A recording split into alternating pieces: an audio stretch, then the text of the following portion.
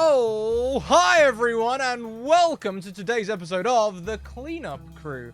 Before we go round and say hello to all of these fantastic players around the table today, please take a moment to check out the following links. First of all, there is no such thing as social distancing, simply physical distancing, and these are the tools to use. Social? Social, yeah, we all know that famous app, Social. Also, Discord, Twitter, and YouTube. Discord, come and be a part of the family. We love to welcome you over there. Honestly, the Discord is like the place the Academy really lives right now. It's so supportive and so nice. You can be a part of it. Hop on in. Also, Twitter, we put out content nearly every day. I've stopped putting content out at weekends because, do you know what? I want to spend time with my wife. Other than that, we put out content every day, memes, show links, all sorts of wonderful things.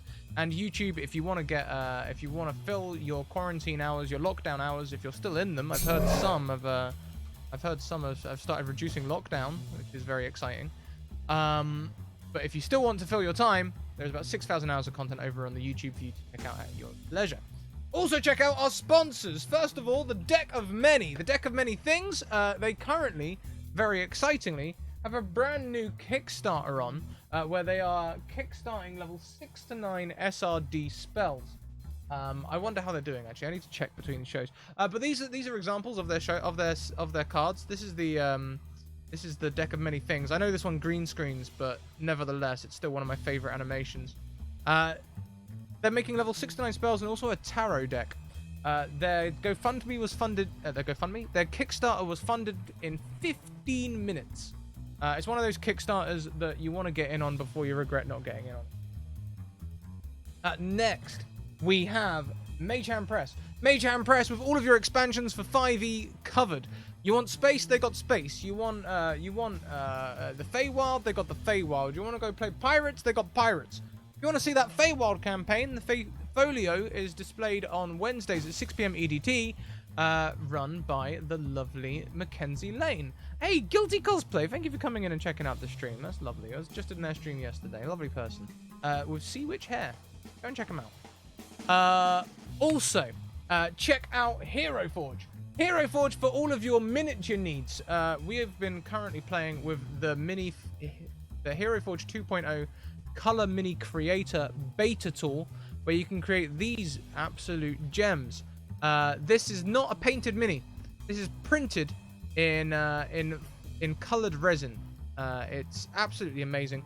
Like I say, you can see us creating digital versions over on Wednesdays at 2 p.m. EDT. Ton of fun.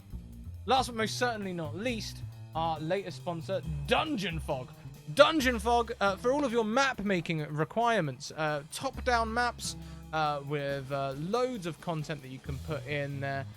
There's plenty of assets, different floors, wallpapers, all sorts of things that you can put on to make your scenes more immersive for your players, give them places to explore, and once you decide that you love their features and you want to use more of their premium features, you can subscribe using a 10% discount with our code SCRATAC. That's enough from me. Let's go around and say hello to everyone, and we will start this week with Stella Luna. Hello, I am Stella Luna. I'm a variety streamer here on Twitch. Today I will be playing Sigra. She is a half-elf bard in upper middle management. And last time she lost her famed dragon scale badge. She still has double shoulder pads, but it just isn't the same without that dragon scale seal of approval from our CEO Cryovane. Travesty. It is a travesty, right? But also, what does that mean? We'll find out later. Next around the screen, we come down to SEK SRD. Susan, how are you doing? It's been a very long day. I'm excited to sit down, play with my human alchemist, and have a good time with everybody. We are excited to have you. Is there anything you'd like to plug? Anything online or anything like that? Where can we find you? I do amateur voice acting, so if anybody is looking for a voice actor, it's jjgyet@gmail.com. I do Twitch streams under that same name, but those are kind of up in the air right now. Totally fair. There's a pandemic on. We'll forgive you. Next around the screen, we have Mitt Lamit. Mitt, how are you doing? Hi everyone. I'm great. I will be playing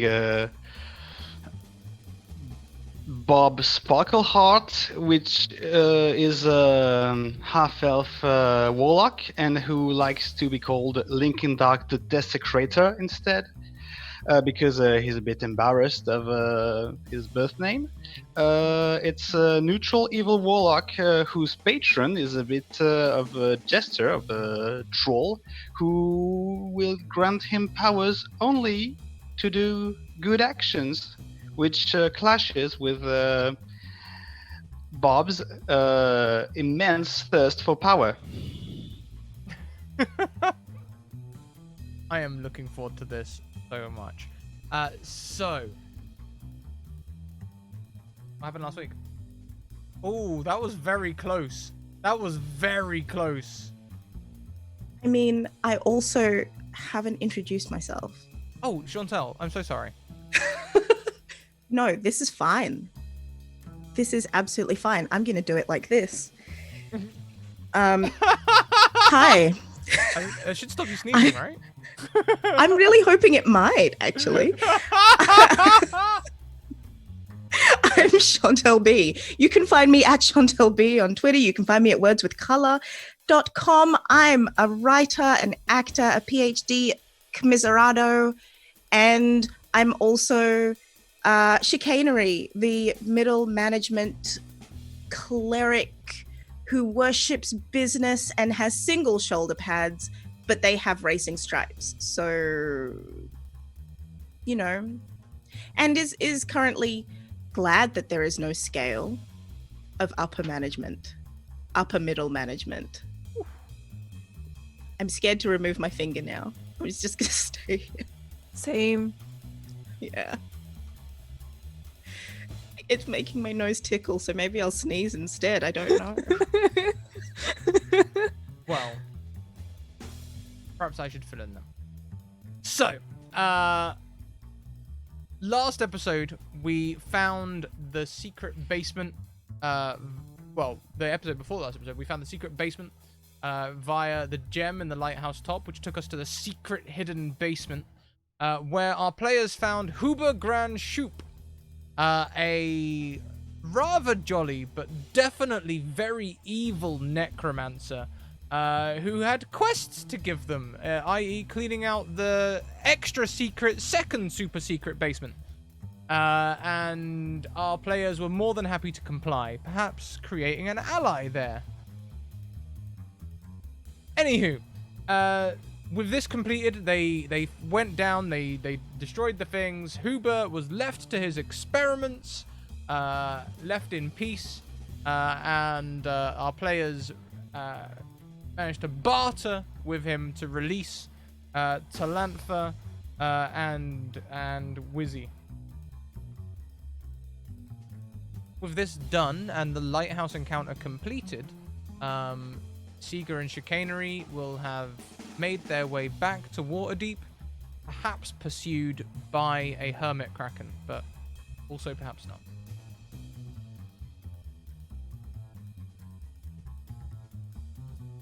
So I We should guess have given a housewarming gift, a boat warming gift. I don't want to be the boat warming gift, though. Yes, well, we should keep an eye on our backs. Make sure there isn't a hermit kraken on our tail. Chicanery tries to grow an eye on their back. It fails. I was gonna say, can you do that? I don't think so. No, I need to see someone with an eye on their back for that to work. But I can I try. mean, you have seen a gibbering Malva. I think it has to be humanoid. Fair. Okay. I'll look it up. Without incident, our players return to Waterdeep. And... You know what, everyone? Edith's sitting at her desk. Well, Oh, Jesus. Edith, are you okay? it's okay. Just a pile of paperwork sliding off the desk. All planned. All planned. Yes, like the moving of rocks beneath the surface of the land that shapes mountains. That is the same process that forms my desk. No work today. No jobs. What? Well, There's- are you sure? Well, really, the only work that we've actually officially had has been for Omen Dran, and, well, he hasn't contacted us.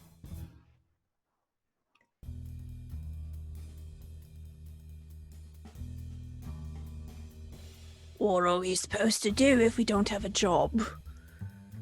I'm not quite sure. We could do the paperwork. We could organize the inventory. Perhaps. Oh, we could try waterproofing the leather armor. That's always a good one. That keeps me entertained during the day. Or usually that's the sort of thing I do when you're out adventuring, of course. Also, we could. I mean, I got a message from a Talantha to say that she is in Waterdeep, very grateful, owes us something, yada yada yada. Seagra will lean in towards chicanery and lower her voice, and she'll say, I don't know how to do any of those things. They are not on my resume as upper middle management. Perhaps the latter. I can do those things, but none of them provide advancement opportunities.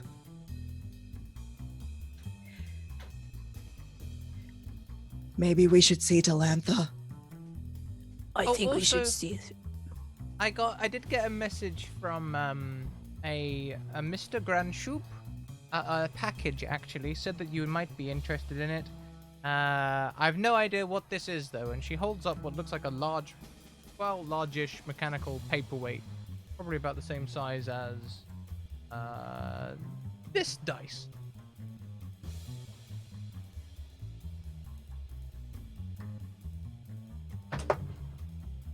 Is that an alembic? It looks a bit like a rotor.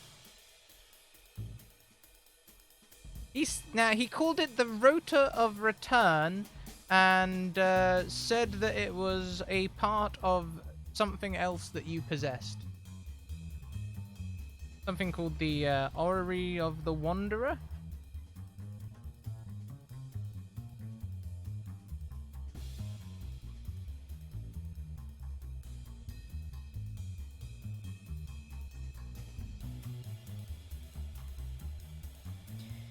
Do you think we should hire someone to help us investigate these things? Yes. Yes, I do.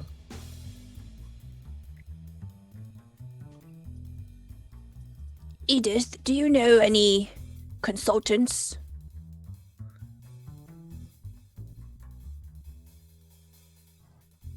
Consultants in what? Consulting. Oh, just generally consulting. I Yes. mean, I could put an ad out, consultant wanted. Be sure to mention the cocoa. Should I tell them it's free? Tell them the shavings are free.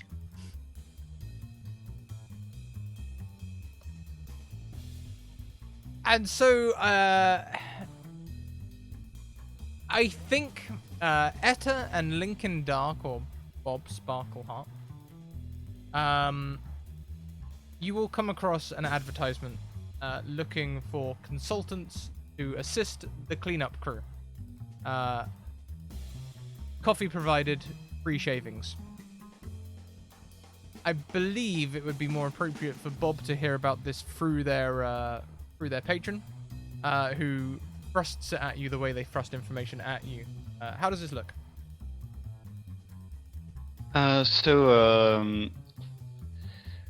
Bob's patron is a dementia-inducing, incomprehensible demon that usually manifests as an upside down goat skull wreathed in flame with a giant eyeball inside the maw. And it whispers inside Bob's head. Hey Bob. Hey Bob. What? Bob, I have a job for you. I think it's time for you to help someone. Oh, great. I hope it's worth the time you make me waste with all those stupid people who just... Usually they could do things by themselves. Why do I have to help all those idiots? Bob, do you remember our agreement, Bob? Stop calling me Bob, you know I want to be called Lincoln Duck the Desecrator. Oh, Bob, I promise if you help this time, I will call you Mr. Desecrator. Okay, where is it? I'll show you. In fact, there's an ad. You should go to the nearest billboard. You'll see the ad, Bob, and follow the instructions on the ad, Bob. And then they just go. Yeah, and on that ad you will see the address there from the recent cleanup crew who usually have hiring. In fact, it's probably pasted over one of the cleanup crew hiring letters. You know, this time it's pasted over consultants needed. And how would Etta see this ad? Etta is probably just leaving her laboratory for the first time in a week, as far as she's aware. And it's probably just on the nearby board. Oh, that's perfect. I've been needing extra money to get out of the city, haven't I? Just have to stop by there this afternoon. And it Something to that. just so happens that you both arrive within 10-15 minutes of each other. Events contrive that you arrive nearly together. As you arrive, Edith looks to the two of you, Chicanery. So normally we hire employees, not consultants. Should I let you handle this one? I'll just... Yes, I'll just... Yes, they're here. I'll let you handle this.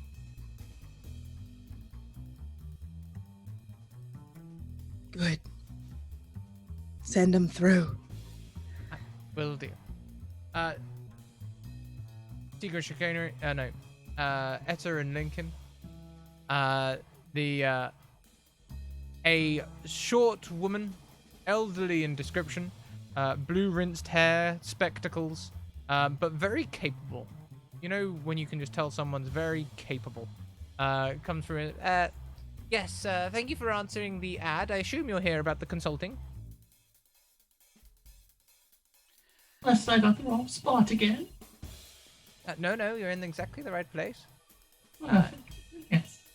Fantastic. Well, head on through, and I'll bring through some cocoa. Oh, thank you, dear. Thank you. She'll wander inside. I'd I'd like to have the least interaction with people who aren't in charge, so just show me the way, okay? Oh, okay. Well, yep, they're just through there. Thank you. And you enter an office. What does this office look like? Seeger Chicanery. How has it changed since you've been away?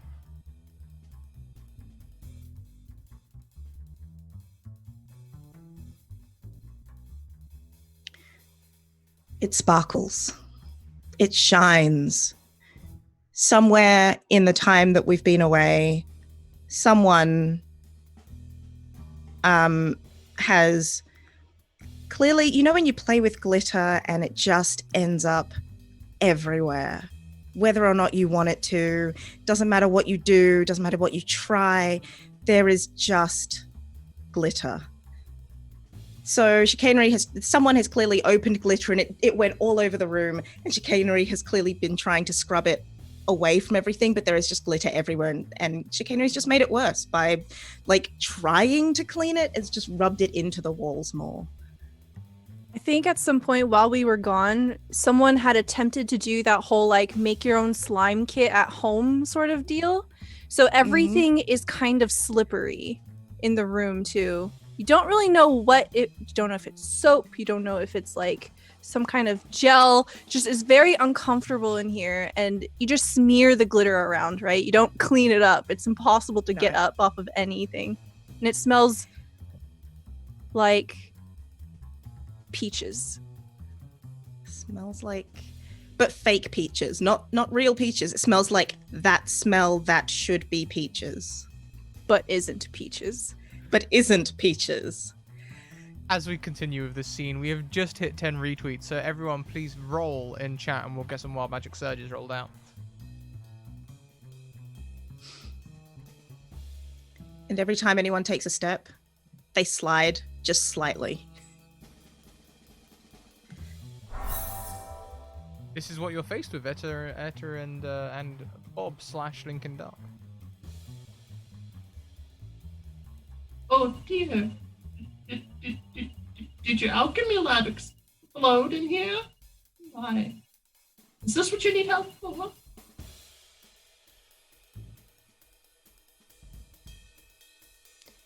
Do you know anything that can help us with this situation? I have some acid. Might help. But I don't think anything besides hard labor, maybe. Chicanery, what do you think about a hands-on, project-based interview? What if our two potential employees work together to solve this situation? Chicanery looks around. Yes, I approve. They put their glitter-covered hands behind them.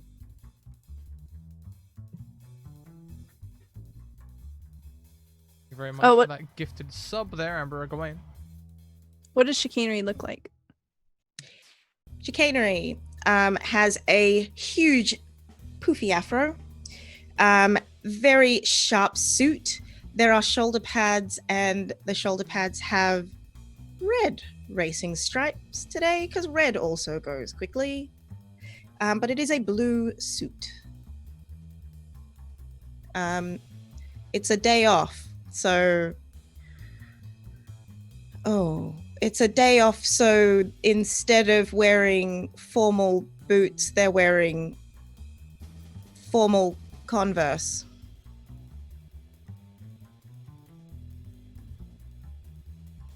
Seeker? Seegra, next to chicanery, has long black hair that has been braided so it's out of the way. She has these double shoulder pads that sort of look like they're stacked on top of each other for extra height, kind of like how you might use hairspray to like fluff up your hair and keep it. It's kind of like the same thing. And she is wearing the medieval fantasy equivalent of Ugg boots. And she's wearing like that kind of casual athletic gear underneath her shoulder pads.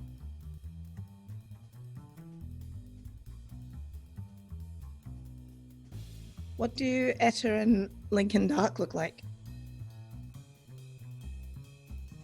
So I happen to have a drawing of my character that I made earlier today. They're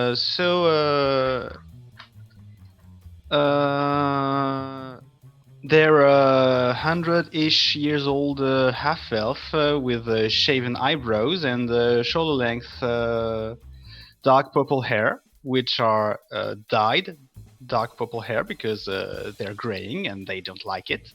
With a mage robe and a cape that used to be fancy and that are now a bit worn out. and a very evil magic user look that they try to maintain, so that they are intimidating enough for their day-to-day interactions.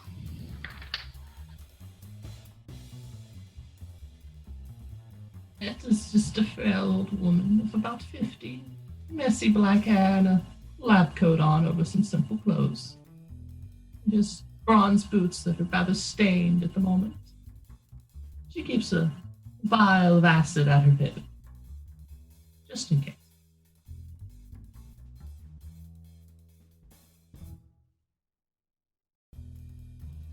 Seagra probably also looks like she has glitter like smeared on her face. She's been obviously trying to help Chicanery clean up, but she'll also tuck her hands behind her back and she says, All right, well, good luck. The glitter is a And- formidable foe. Worse than any gibbering mouther. Gibbering Mouther doesn't take too well to acid in its mouth. I fear this room wouldn't do so well either. Or poop monster.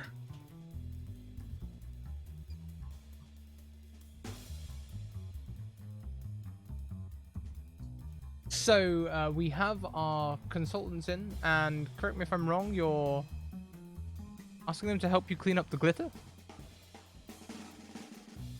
for their interview, yes. Yes. Okay. So, Etta, Lincoln Dark, now this isn't normally how... You're not sure about a lot of consultancy. But normally consultancies don't quite go like this, right? Normally people hire you because they want to know your expertise. But then also this flyer didn't really say what you were supposed to be consulting in. Perhaps it is glitter removal. Either way, it seems as though you're being asked to actually clean up this glitter. How do you respond? Well, I need the money. It doesn't really matter what they need me for, does it? You, half-elf, do you have perhaps anything on you to help clean with this? Protective gear, maybe?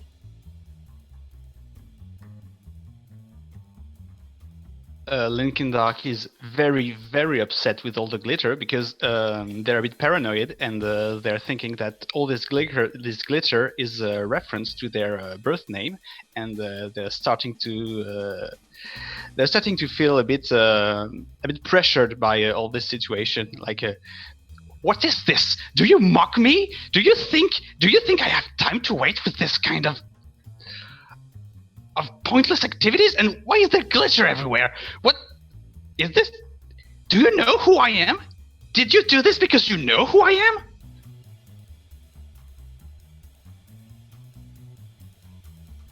Dearie, I don't think it's quite that serious.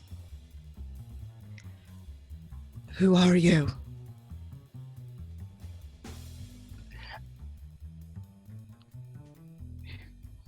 You don't. Okay, so okay.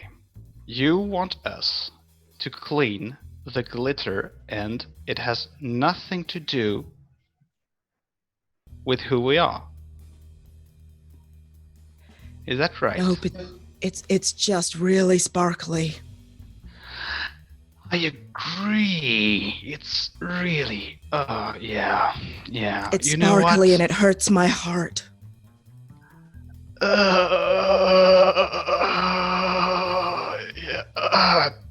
I'm having a hard time believing that you don't know who I am, but Bob, she does know who you are. I promise I didn't send her a dream, Bob. Bob, she doesn't know your name by a dream I sent her, Bob, I promise. Only Lincoln Dark heard this, but he looks a bit aggravated by the situation. Are you okay? You're bobbing around a bit.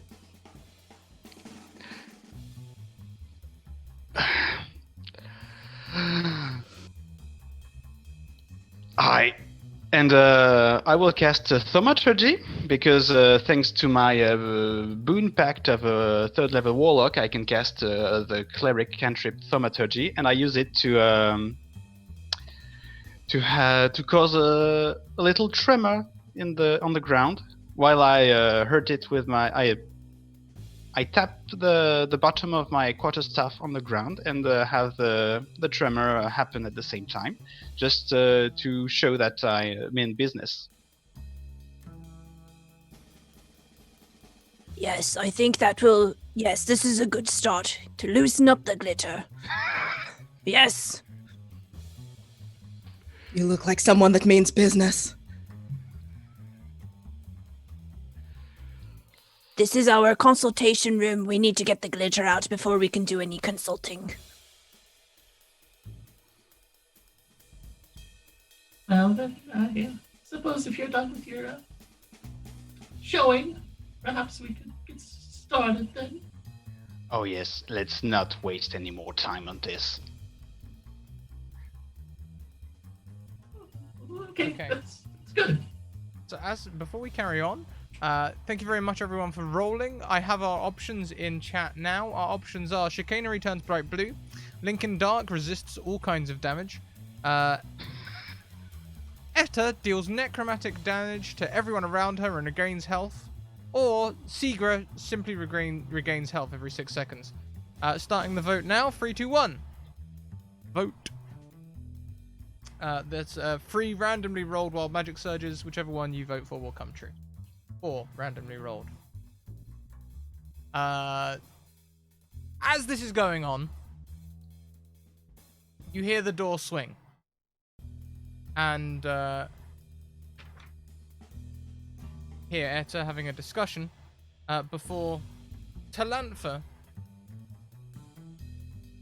is in the Talantha. There you go. Talantha is in the waiting room. You can see her through the doors. She's talking to Edith, who's essentially showing her where to sit down and all the rest of it.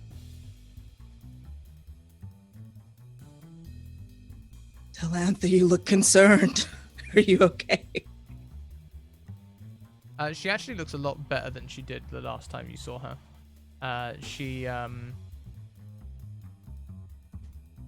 Yeah, she looks peaceful? Peaceful. Peaceful's the word I'm going to use.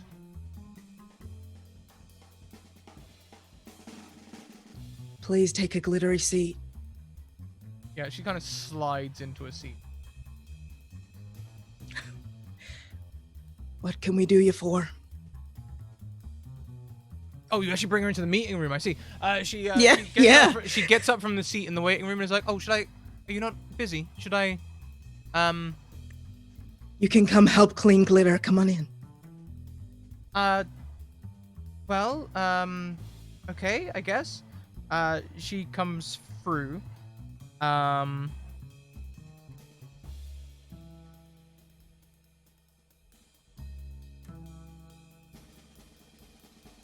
For a moment, as she walks, you see the glitter, rune appear on her forehead. That familiar draconic skull with a knife through the bottom, which you know to be Huber's mark.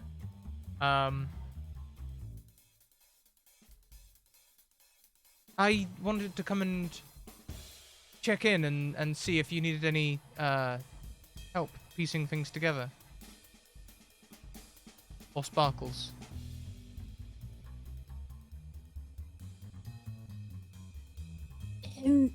If you don't mind me getting straight to the point, why do you have that mark on your head? Do you know anything about it? As you say that, she puts her hand to her forehead and it's gone. Sorry? Never mind. What exactly went on in the basement with Huber?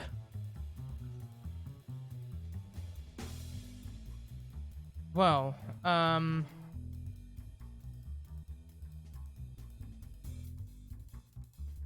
let's see here. So it all started back in Vandalin, really.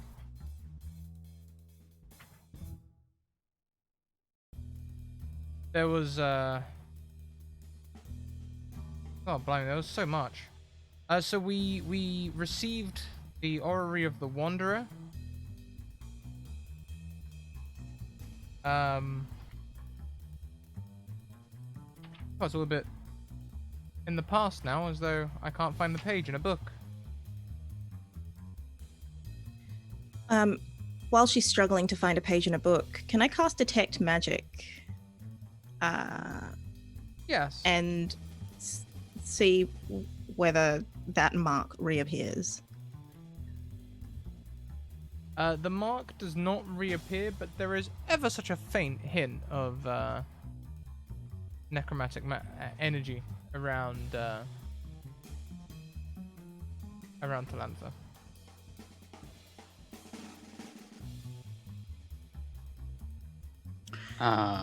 Can I make an Arcana check?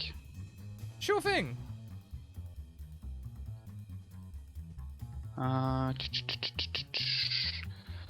Arcana. So I have +6. Up. Okay, 22 is pretty good. 22 is pretty good. They, it would seem that this person has been on the tail end of some kind of necromantic experiments. Possibly something to do with blood.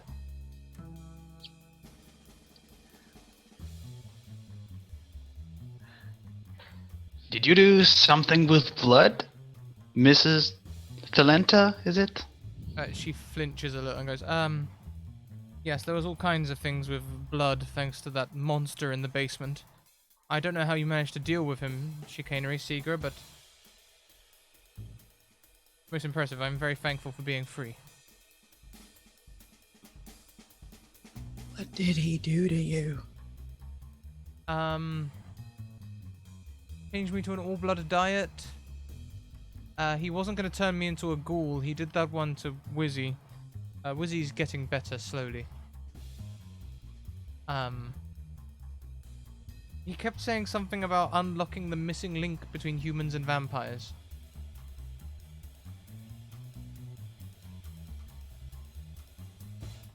Have you been eating normally?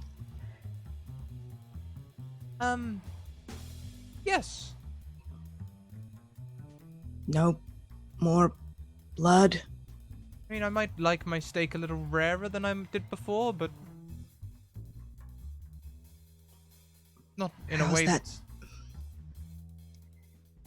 How's that daylight hitting ya? Oh, daylight's just fine. No effect. What is your opinion of garlic? I think it can be overused. Strong flavor. Did you think that before, or is that new? I've always kind of thought that, yes. Do you like cheese? Cheese. Sorry, I didn't give an interview today. Had needs.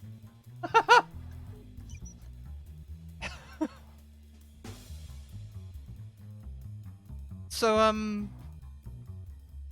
okay, so... I mean, you probably already know what happened to Vandalin. Some people turned up from Dran Enterprises claiming they were from the cleanup crew.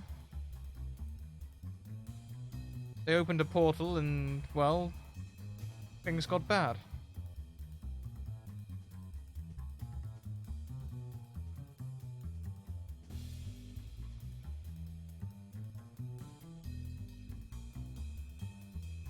I think Seegra would point out the two items that we have, the Rotor of Return and the Orrery of the Wanderer. Maybe they're on the table there in front of us.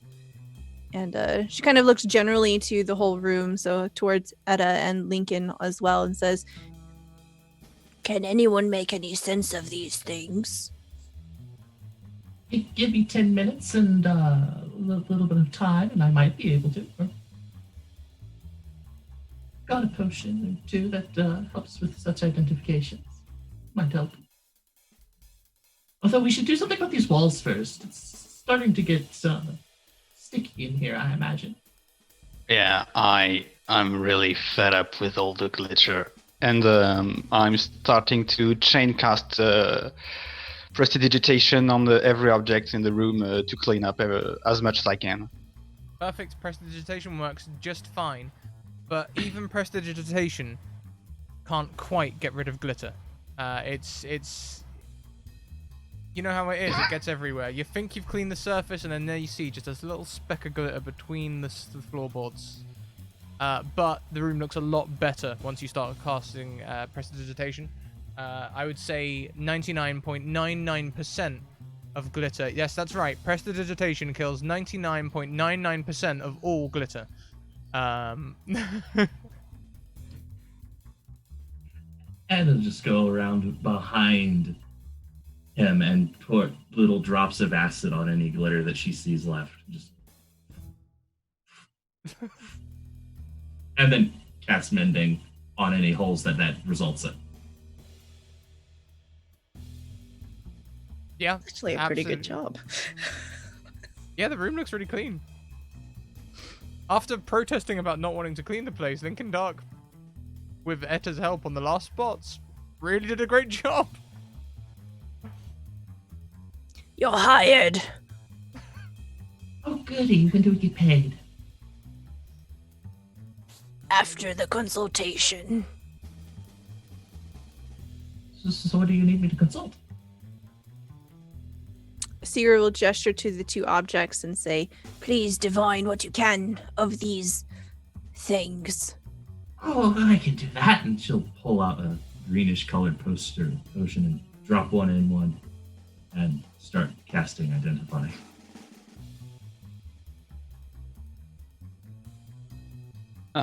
Which one did you put in the potion? The rotary, probably first. Okay, I'll try another Arcana check on the other one. If that's okay? Your thing. That's not what I'm looking. Exactly what information this gives you.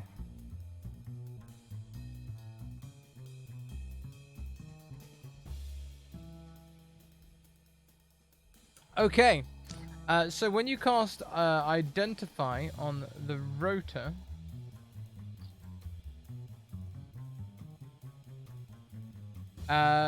you discover that this is a wondrous item, very rare.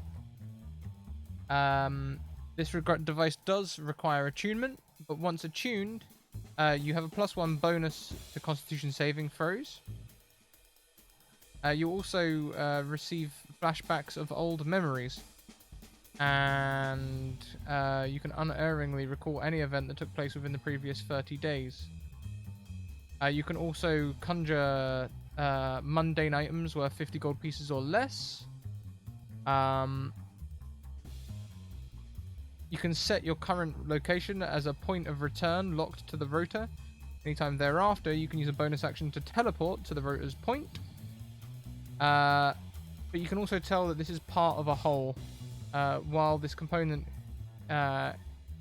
it's not it's supposed to be it looks like a piece of a clock, right? A rotor.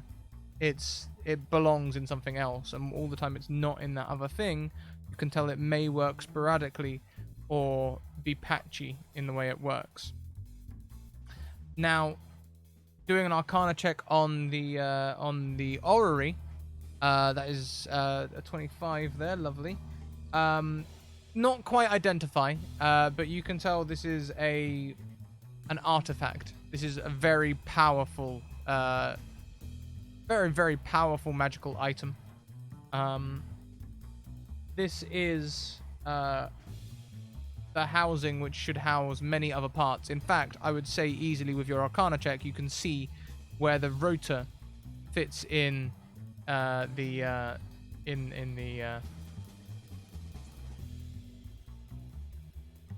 fits in the orrery.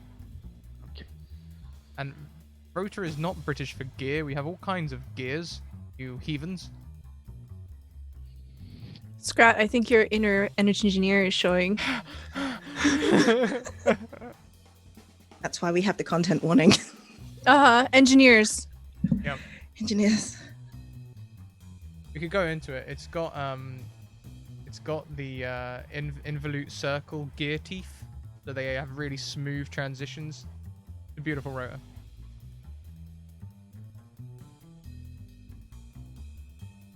Did you hear? Is this rotor? It's part of something bigger.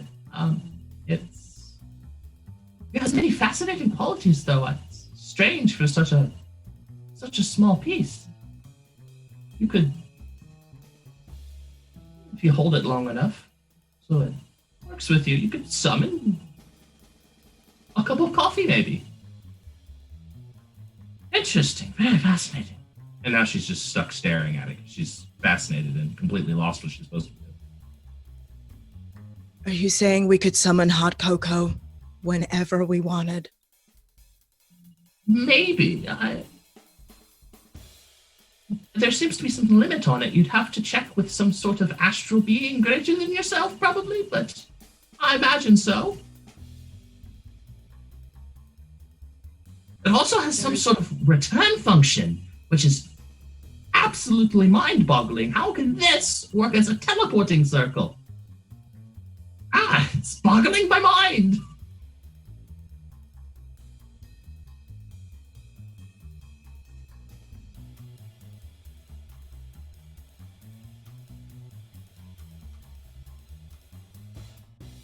Well, of course, it's part of something bigger. It goes right here, and I point the part of the orrery where the rotor is going.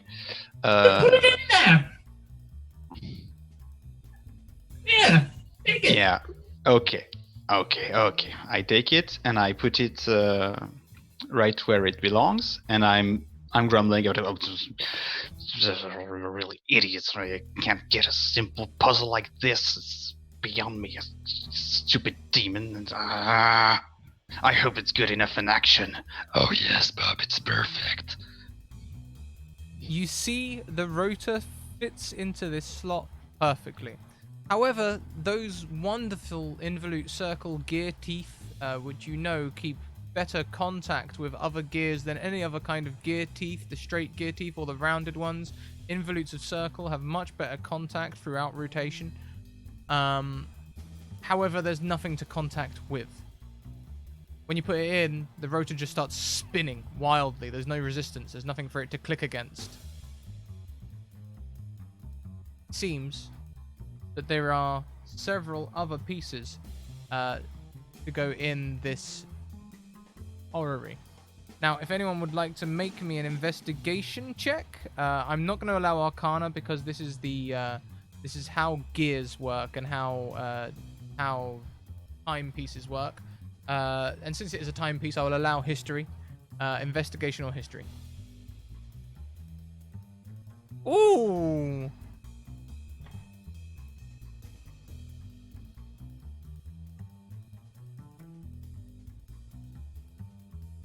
So Susan, you must be JJG yet in Roll20, right?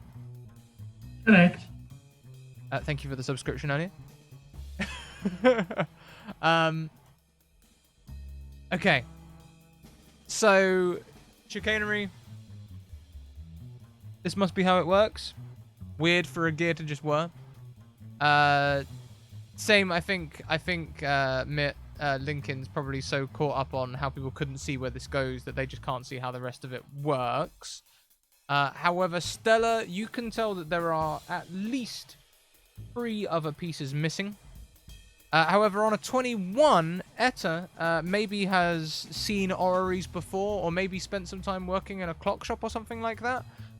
You tell me, but what she will glean from this is that there are 1, 2, 3, 4. There are 6 total pieces, the rotor of return being one of them, with 5 others, including a chronometer, a dimensional loop, a far gear, a timepiece of travel, and a wheel of stars.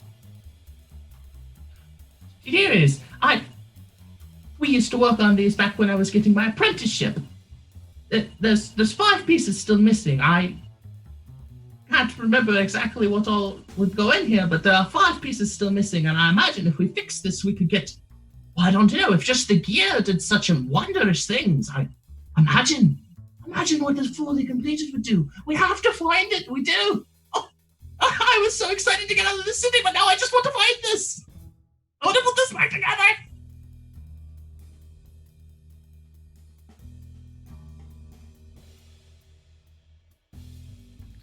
She will go on for quite some time.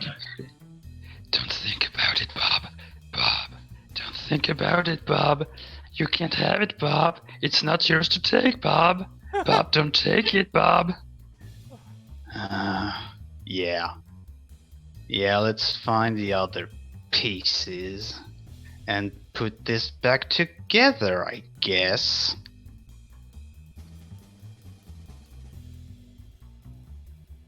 Calantha, you had one of these pieces.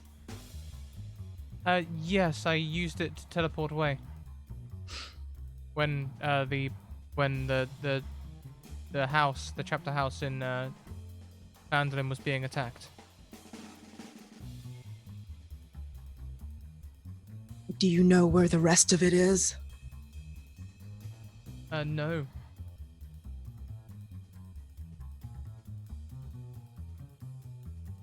I Do don't you think know I do anybody anyway. who does? Do you know anybody who does divination, dear? Perhaps they could scour for the item for us. That's not my field, but perhaps they might be able to help us.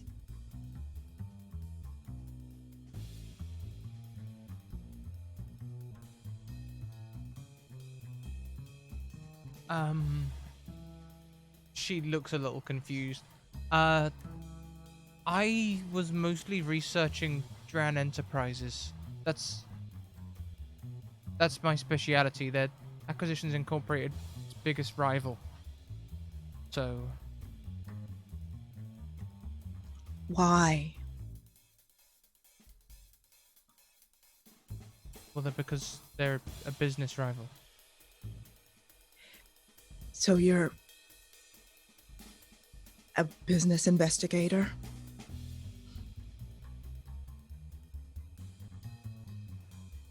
You could say that. I'm an adventurer. My job is to figure out what they are adventuring and adventure it better.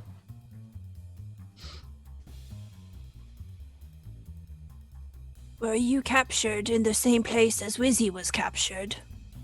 Yes, in the lighthouse. I fled to the lighthouse because I knew it as a safe space where the Golden Goose, where the Golden Mongoose Company could flee to the half pint stouts. Order of the short half pint. She would say this correctly. It's that one. Yeah, that one. Not, she would say this correctly, the order of the half stout The pint. order of the stout half pint. Yes. That one. Thank you. Yes. What was the state of the lighthouse when you first arrived? Well, first of all, I was attacked by ghouls, and then I saw this gnomish person, the one that you dealt with, came to my rescue. He saved me from the ghouls. They seemed to listen to him, and the next thing I know, I'm on a table in a strange room.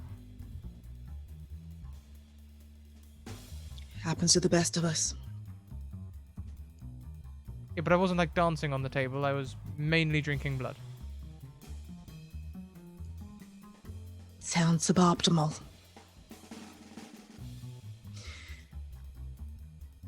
That sounds like the usual weekend for me. It's alright, dear. It happens to us all. We get around that time of our lives. Oh, I'm back in my 20s. And everyone was like, oh, that is.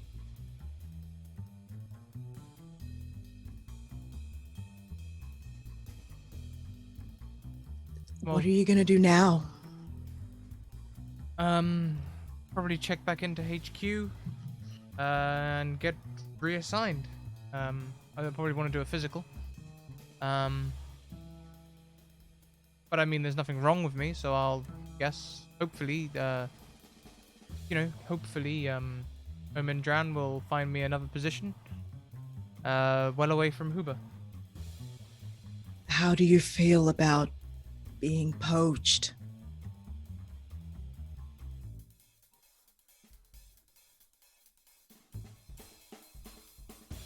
Not like food poached. I realize what you mean. I'm contracted.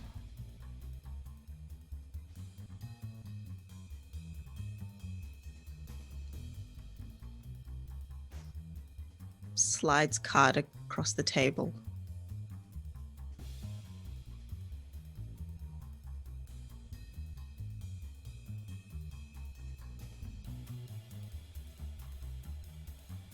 Look, I can help out from time to time, but my loyalty lies with Acquisitions Incorporated. They took me from a street tough to a well-known adventurer. Hey, Diana. Thank you for gifting that nat 20 to Etta. You have a nat 20 to use at your discretion. Chicanery leans over to Segra. Did you know about Talantha at all? No, not in any adventurer magazine that I've read. Me neither. Quick flash away to Talantha's bedroom where there's like that one poster where she's like the center spread, but like she's with 3 other adventurers and she's on the side. It says the Golden Mongoose. Just one on a wall.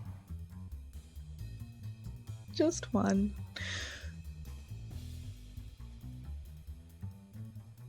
Okay, so if we need to find the rest of these pieces, where would we go?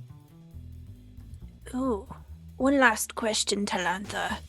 Do you know anything about Luskin and Dran Enterprises doing things in Luskin? Yes. Dran Enterprises attacked Fandolin. They also, Huber Grand Shoop was wearing, Dran Enterprises paraphernalia. I believe he was hired by them to attack us at the lighthouse. And I'm very sure that their agents are willing to kill, to claim the components of that very artifact that we've all been investigating.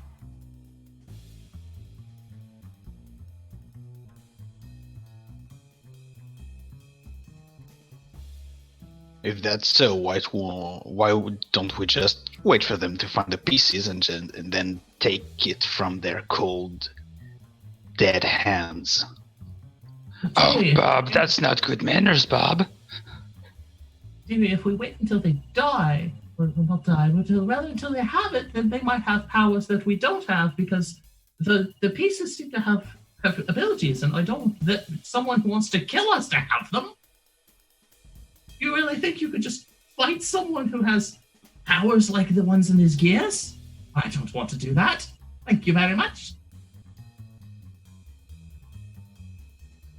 Do the gears look shiny and new and clean? Or the one that we have anyway? They do. The rotor looks like it's made of solid gold. But it's harder than gold. It's not as soft. It shines even when there's no light on it.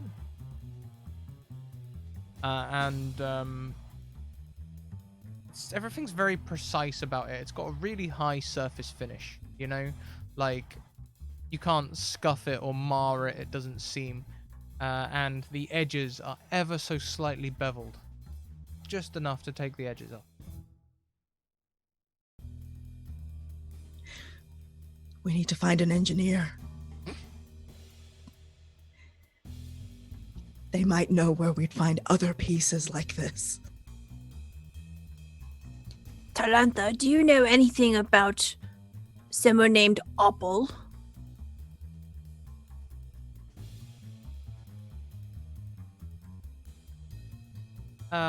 Yes. Opal was our friend in in Neverwinter.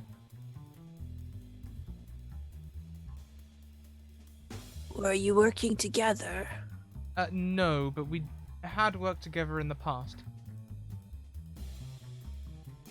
Very loosely. I mean, you know, sort of. This person here, they may be able to help you with such and such. Never really on a team together as such. It's not like they were one of the Golden Goose, the Golden Mongoose Company, or one of the Stout Half Pints. They were just, you know, a contractor.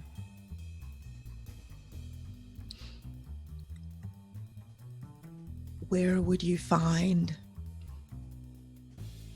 more pieces like this, Talantha? Well, I imagine they've all been separated.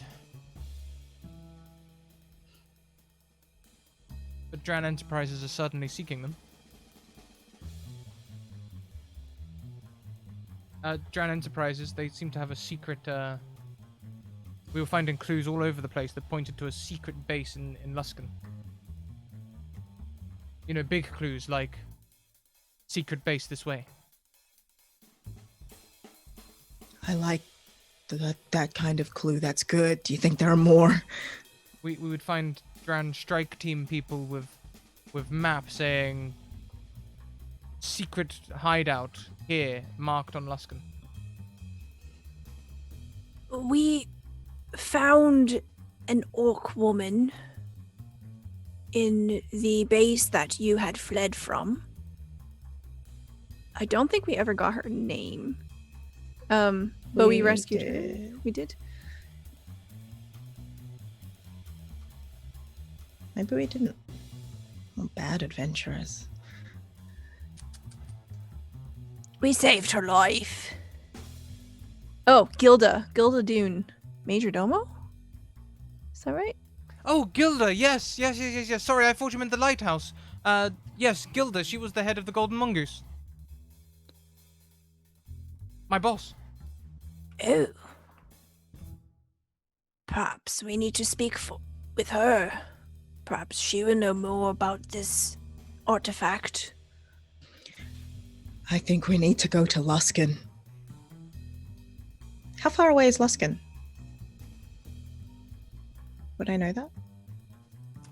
Luskan is further north than Neverwinter. It'd probably take about 15 days by fast cart. My fast cart. What if we put stripes on it? Would that make it 14 days? You'd need to stripe the horses. Red. Chicanery wood. Red. Specifically red. Red goes faster. Red stripes on horses. Yes, I made a note.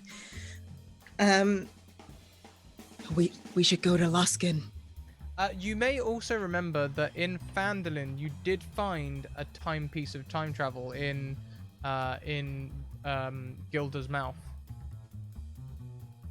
Wherever you put that, if you were to pull that, you could also add that to the orrery.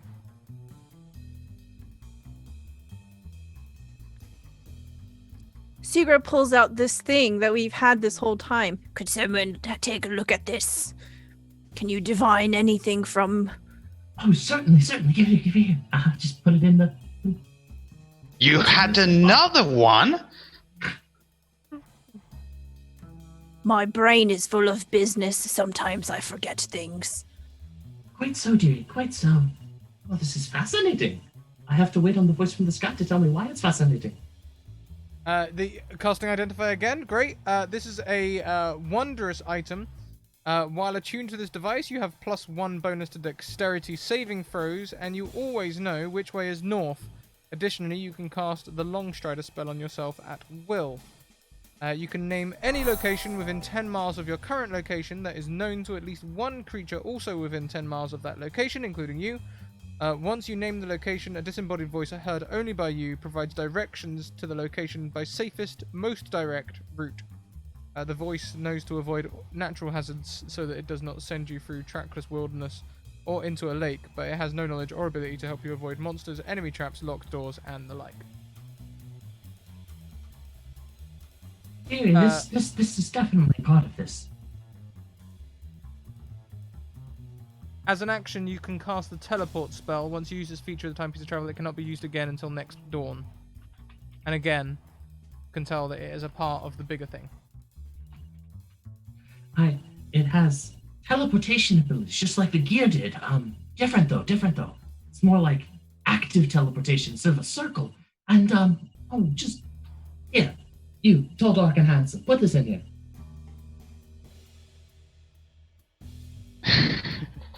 Lincoln Dark is like 5 feet tall. He wears heels on his sandals to be a little higher. So dark and tall and handsome is one too many. But okay.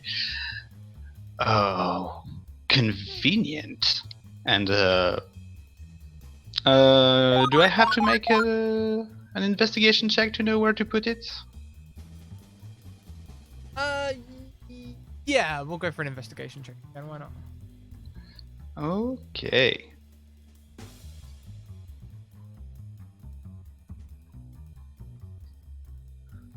Yeah, on a 14 with our previous rolls, that'll be plenty enough. You can see that the timepiece of travel fits on the end of the rotor. Fits on the end of the rotor. It slides down. It's a very good fit. Okay, it's one of them fits where you can't wiggle it, and there's not enough clearance for it to like move freely. It sort of slowly slides down. If you put it at an edge, you think you'd mark it, but it doesn't. It just slides down nice and tight. It must be something like a C6H7 fit or something like that. Well, here you go.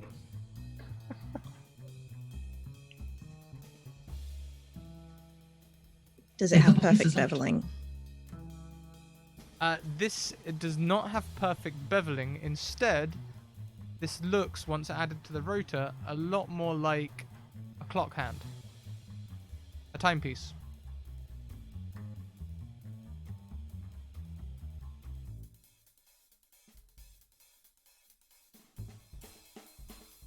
And you can Making a see- note to research clock anatomy off stream.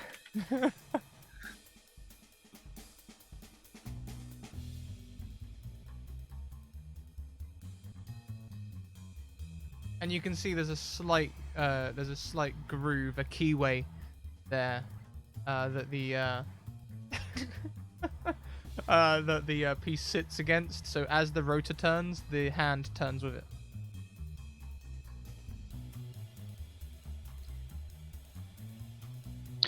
Lincoln Anyways- Dark is weirdly entranced by this. He has a hard time looking away.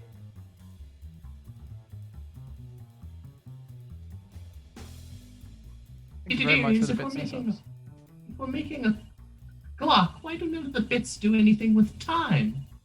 I think perhaps one of the pieces must have something to do with time. If it's a clock,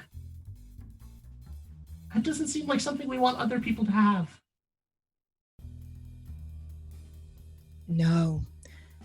I think we're going to have to go to Luskin and find more pieces.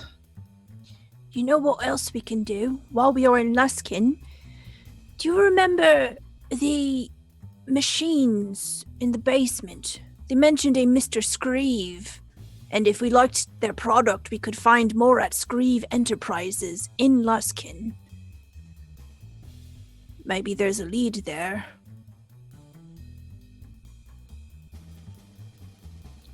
Let's do it.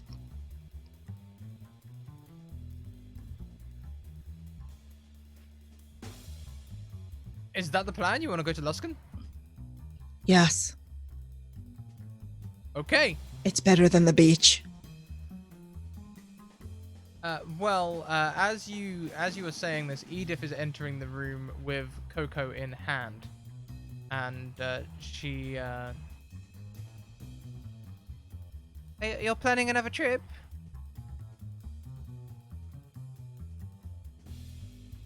Yes.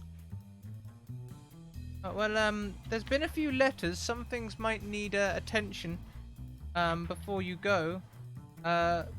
First of all, a chap from the docks popped in and left a note on a piece of paper that's a lot like an envelope.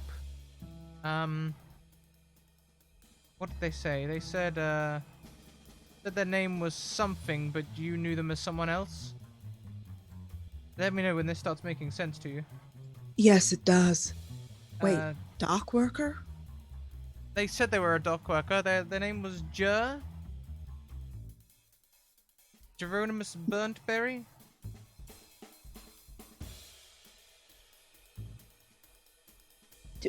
Not a kid. Gnome kid, yes. Right. Yes. I remember him. Her. Much older than you think.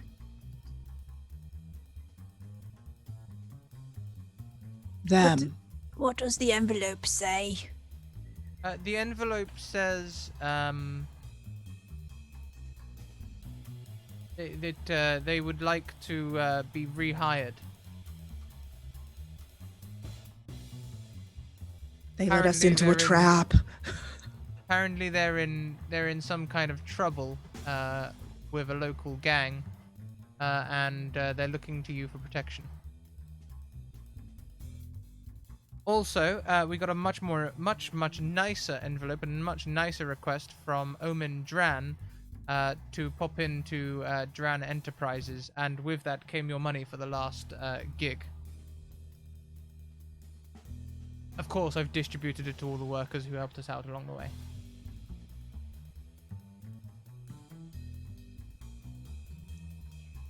Do we go see what he wants?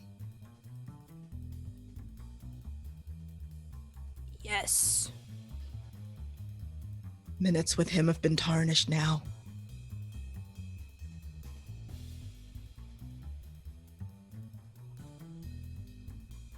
Still good minutes, though. Best minutes of my life. Yeah.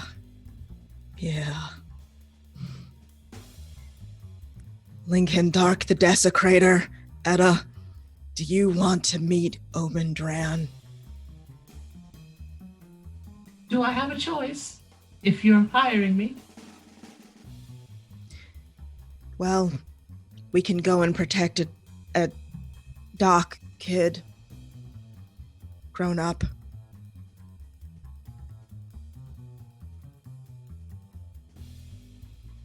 We could probably do both of those things, actually. Didn't you say something about the gnome kid in a trap? Was that I someone did, else? yes. Well, why No, would you no, want to that- go to that one?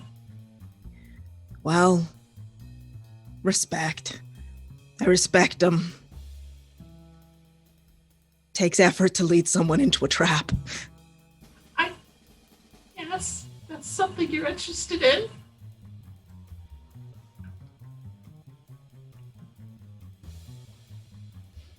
Seagra, all this time, you've been feeling better and better about everything. In fact, for the rest of the episode, please add 30 temporary health points. Holy crap. Okay. Thank you very much, everyone, for your donations and votes and retweets.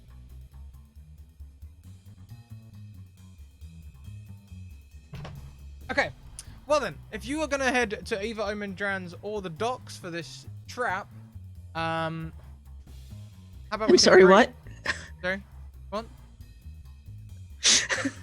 Nothing.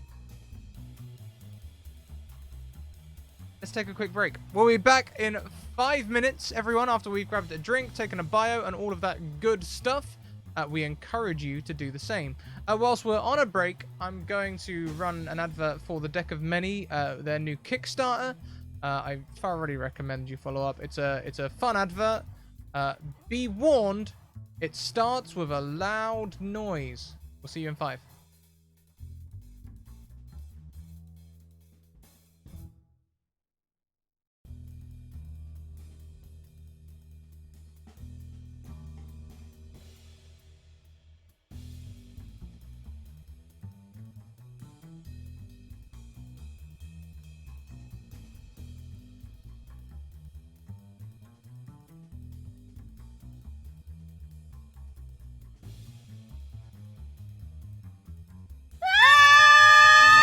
Oh no, Jimmy! Heckna's after us! What are we gonna do?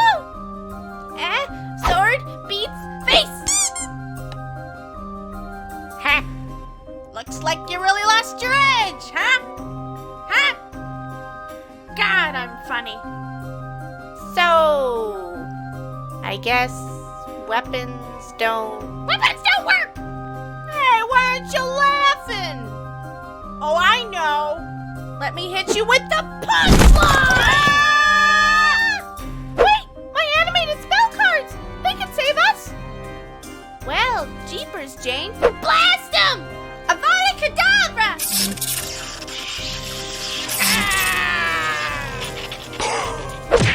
Right in the funny bone.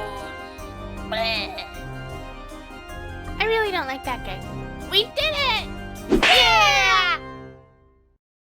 Defeat your greatest foes with the most powerful spells. Animated spells are back, with level 6 to 9. Each spell card features 8 frames of looping animation that makes the spell come to life, and contains all the spell details on the back. And for the first time, you can divine with a fully animated tarot card deck. Will you read Fortune or Folly? Jane! Techno's reforming! Not on my watch! Meteor swarm!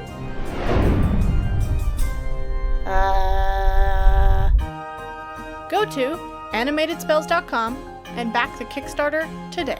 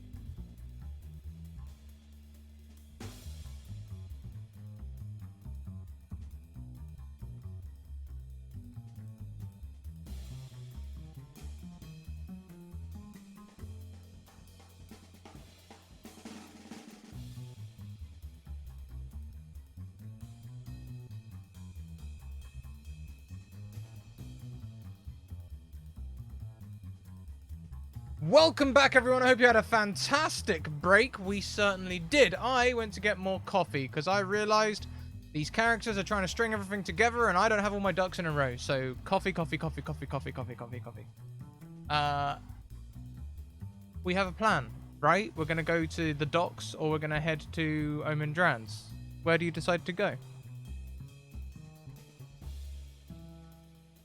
Maybe we should check the docks first. Yes. Let's go walk into not a trap.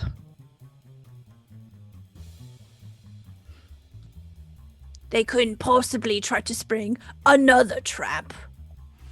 That would just be unnecessary. But very smart. Nah.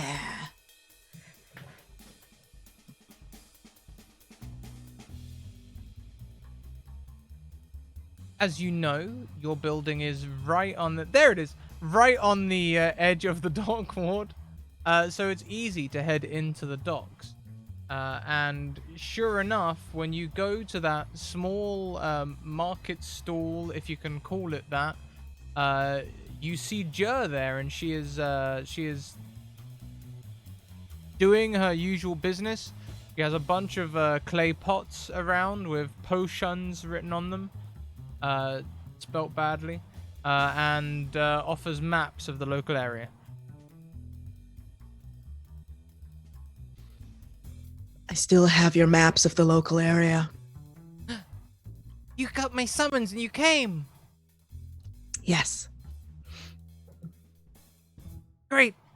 I'm in trouble. Well, actually, I've noticed some trouble. Well, actually, there's just something interesting that I think you should see. Make up your mind. Well, it's kind of all of these. I've been hired to lead you into another trap, but also there's something going on right now that I think you'd be interested in. And I know you're going to survive this trap because you survived the last one. So if you survive the last trap, then you're easily going to survive this one. So I figure it's better to start getting on the winning side. You know what I mean? Yes. So look, I'm not supposed to lead you into a trap until you head to Omen Dran's later on today, but right now there's something going on that I think you might want to see. Do you want to see? In business, we call this insider information. I just call this survival. Is this a pre-trap trap? This is not a pre-trap trap. This is a pre-trap insight thing.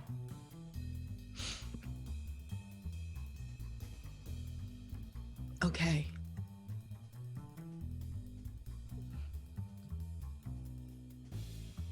Okay, follow me. And she makes off down the street. And this time, she takes you to a stairway that leads onto the roofs of, like, all of the buildings in the dock ward sort of lean against each other. So once you get onto the roofs, it's quite easy to make your way along the rooftops. Though some of any of you are specifically heavier than the average person, you may find this a little difficult. She makes her way ahead with no issue. She walks on for around 15-20 minutes before she gets to a building with a low wall, or a rooftop with a low wall, and she motions back to you, fingers on lips. Be quiet.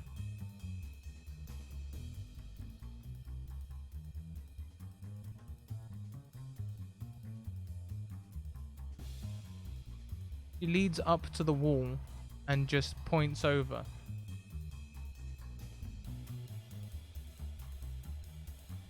Would you all like to take a look? No, not Said particularly. get down. Sorry, I didn't hear you both at the same time. One person first. Let's go, Etta. Or who was it? Just not particularly want to look. Just going to hide behind the thing and wait until something happens. Mitt?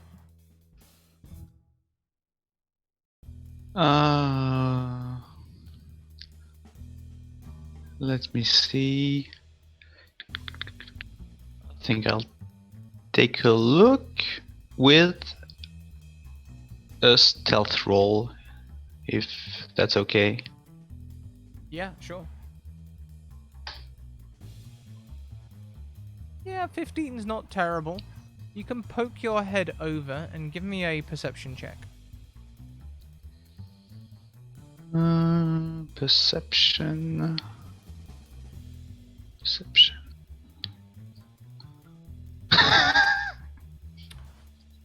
So, with your perception check, you can see 5 or 6 armed thugs and 1 person in a suit with a bag of gold.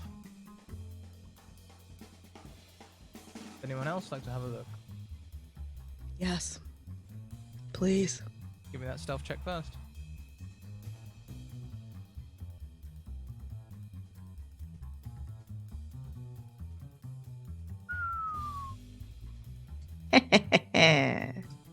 As you begin to peek over, you knock over a brick that lands on the ground. The brick makes a Oops. loud noise, and they all stop and look in that direction.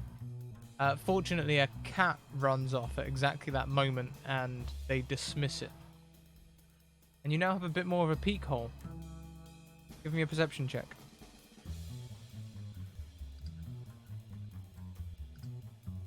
Okay, on a 13. Is that Jim Dark Magic?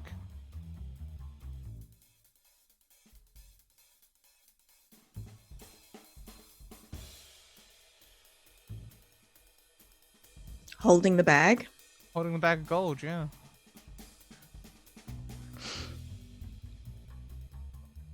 Going to. How chaotic am I? Very. Going to cast message into Jim's ear. And just Before say. you do that, shall we give Stella Oh. a chance to look as well? Yes. Okay. Yes. Sigra puts away her phone sending stone that she was totally not distracted with. Would you like a stealth roll as well? Yes, indeed. Okay. Ooh. More bricks tumble, and they stop what they're doing and begin walking closer. It could be time to run, but you could also possibly sneak a peek as they're getting closer. You may see more about them. Yes. I'm going to peek, and I would like to use one of my advantages, please. You can totally use one of your advantages. 20. On a 20, you can see half-drawn symbols of Dran Enterprises on these otherwise Zentarim-looking figures. With Jim Dark Magic, they're paying them.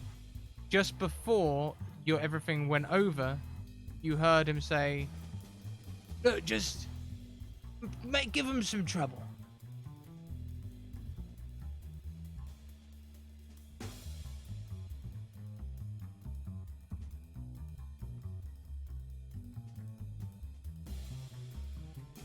You wanted to message in Jim's ear as he's walking towards chicanery? Yep. Gonna say. That doesn't seem very friendly. Who the... I mean... Clean up crew. Yep.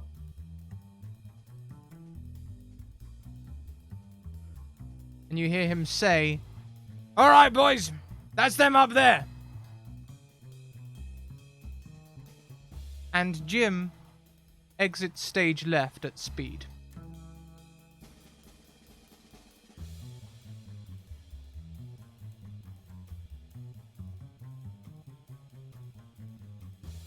Can I cast Mold Earth on the rooftop so that his exit is a bit harder? You can. He's not on the roofs. He's in the streets. Oh. This would endanger other people walking around.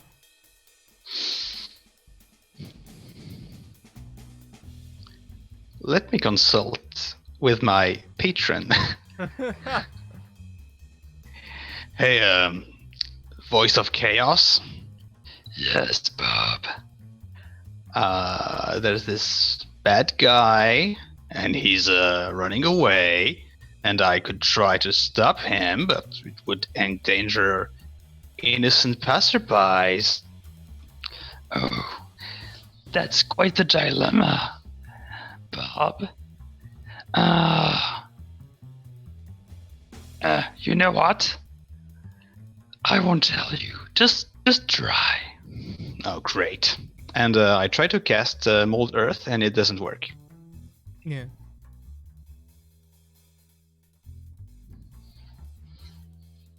And I sigh very, very exaggeratedly. Jim. Is he running up? Go ahead. Yeah, Jim leaves the this area just as these 5 Zentarim thugs make their way up the stairs. These thugs, they're not your average thugs. You know, do you remember before when you encountered thugs in the docks, they were people who had like, you know, lots of ornaments and stuff like that and showy things. Now, if you're used to encountering thieves on the streets, then you might know that every now and again you'll come across a professional, and they don't have any of the fancy stuff. They tend to just wear plain clothes and have a look about them that says, I mean business. That's what these people look like. There are... Ooh. Ah, yes, business thugs. There are 4 of them.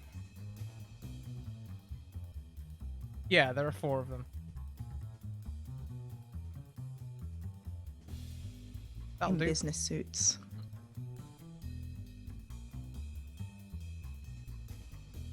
Do they have shoulder pads?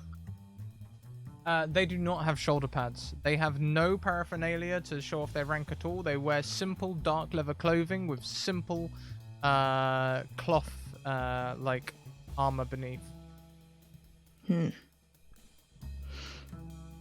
Like Fantasy Matrix characters. Kind of, yeah, kind of like Fantasy Matrix, but even plainer than that. Do you know when like okay, so how else can I describe this? You know, like we'll go for another engineer's, you know, thing here. You know when you see an engineer who's got a really shiny toolbox and all of their tools are all perfectly arranged and everything's there, and like, you know, they've got every single tool you can imagine and every tool for every job. Everything just looks a little bit too shiny and a little bit unused, right? And then in comparison, you have the works engineer. They've just got a toolbox that looks grubby as hell. They don't have all the tools, but they have, you know, the essentials. They look well used, and they look like they're probably pretty capable. That's what these thieves look like. They're experienced. They don't have the whole kit. They don't need it. They've just got what they need. We're gonna need to take them down. I was afraid you'd say that. Sorry. Oh yes, take down the thugs, Bob. Take them down good. That's a good action, Bob. Take them down, Bob.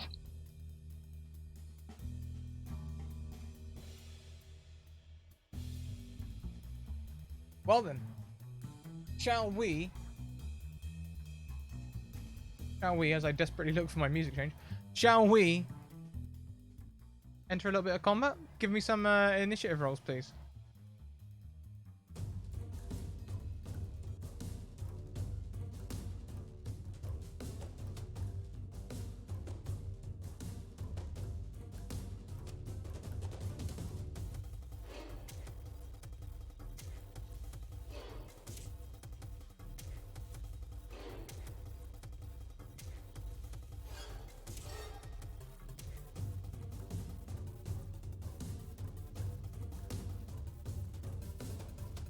Okay. Oh, wow. Oh, wow. Maybe we Someone- shouldn't have rolled some initiative. Someone track some initial. Track some initiative for me. Oh. You know, actually, I think 3 will do. Guys look like they mean business. So I guess it's going to be me first. So the one closest to you is going to stride up. Who's at the front? Who's first in this? If there was a marching order, if they were to come up the stairs, who would they encounter first? Maybe Seagra or Chicanery? Yeah, probably chicanery. Okay then, chicanery. Brace. The thief makes 3 attacks with its short sword in short succession. Does a 25 hit you? Yes. Does a 16 hit you? Yes. Does a 9 hit you? Oh. Please take 18 piercing damage. Ow. The next thief is going to come up right beside you, and you know what? If they can reach Seagra, they're going to make 3 attacks on Seagra. Does a 13, a 15, or a 26 hit you, Seagra? Yes. Oh. That'll be another 23 points of piercing damage. Thank you, chat, for those 30 hit points earlier.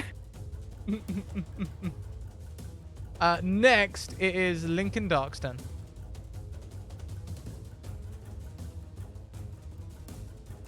I want to cast Mage Armor on myself. Totally can. So my armor class goes from 13 to 16. Lovely. That will definitely be helpful.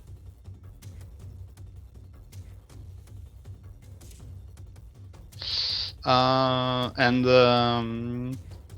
I will use my movement to climb a little higher up on the stairs, if I can. Sure, take that elevation. This will enable you to. This will enable you to make attacks without endangering any of your friends. You can see everyone. This is going to be great. Anything else on your turn? I don't think I can. So I think I'm gonna end it here. Okay. Then next in the turn is Etta. Gentlemen, this is a terrible idea, but I suppose, and she'll pull out a crowbar that she keeps in her pouch and throw it at them, empowering it with magic to cast Catapult. Okay. DC 14. We'll take this on business thief number 1.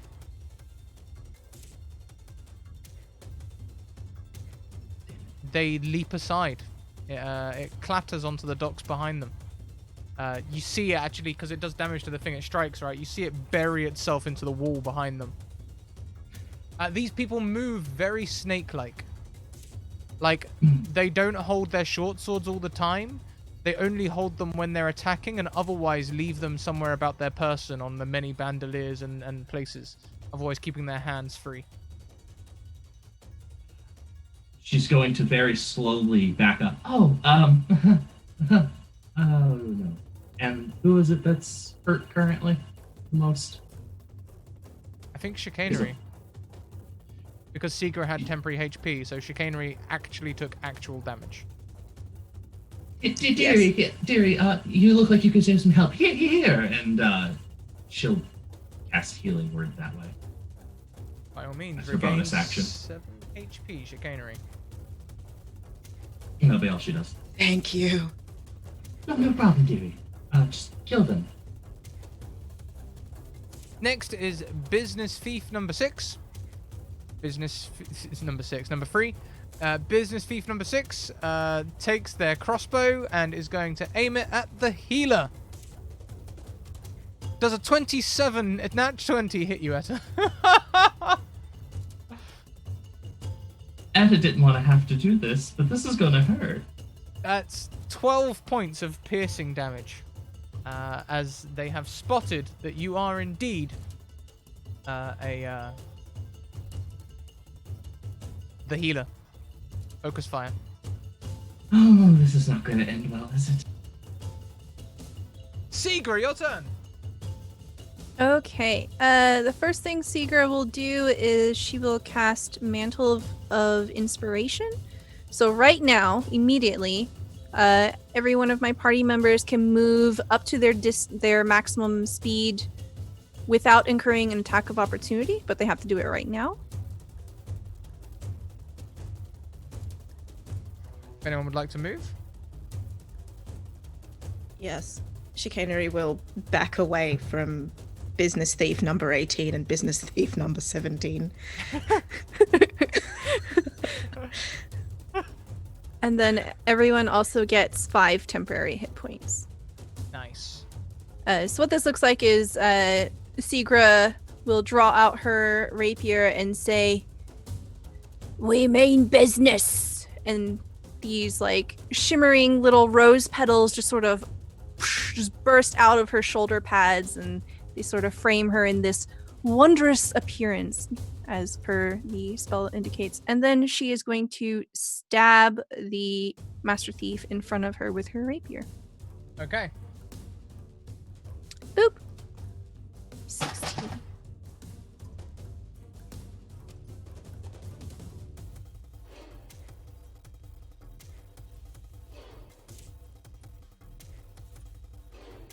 Well, I just... It really broke one of my lights, but it still seems working. Thank goodness. That's my vitamin D lamp as well. Don't die, I need that. Okay, so a 16. Your blade scrapes across their studded leather armor, catching them on the side and just about doing damage as meets beats. 8 piercing damage as you find that hole underneath one of those studs, dealing damage to this fug. Awesome. And that will be my turn. Thank you. Okay. After Seegra's turn, it is Chicanery's turn. Yep. Gonna cast that spiritual weapon with a bonus action and hit someone that is in maybe business thief number 18. No. Chicanery is in far too much pain for that. So you're gonna hit number 18, you said. I tried to hit number 18, but that was a 9. Yes, unfortunately a 9 won't be. Okay. I'm, with my action, going to cast Toll the Dead on whichever one it was Seegra hit, which Yes. is a wisdom save at 13. They do not save. Do not save. That is a d12 necrotic damage to them. 5 of my best necrotic damage. 5 of your best necrotic damages. And it sounds like a weak bell. Because Chicanery's like, ah! That's kind of what it sounds like. Good. Good. Well, anything else on your turn? No. Great. Business Thief 18 turns on Seegra, standing next to the other thief. So they are now standing right next to you. They're going to make 3 attacks. That's not good. Does a 12, an 18, or a 17 hit you? No, yes, yes.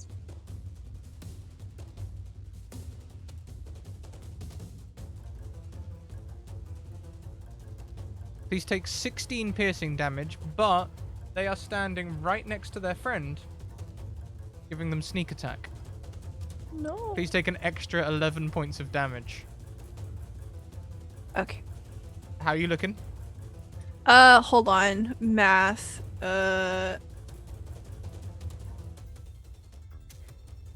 27 damage?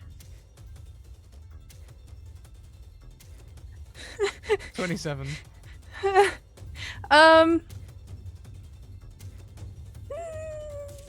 Not so good. Yeah. Bleeding profusely. Oh dear. Because there is another thief on you. It's okay. I just dodged all three, you know? Easy. That's it. 19. Ow.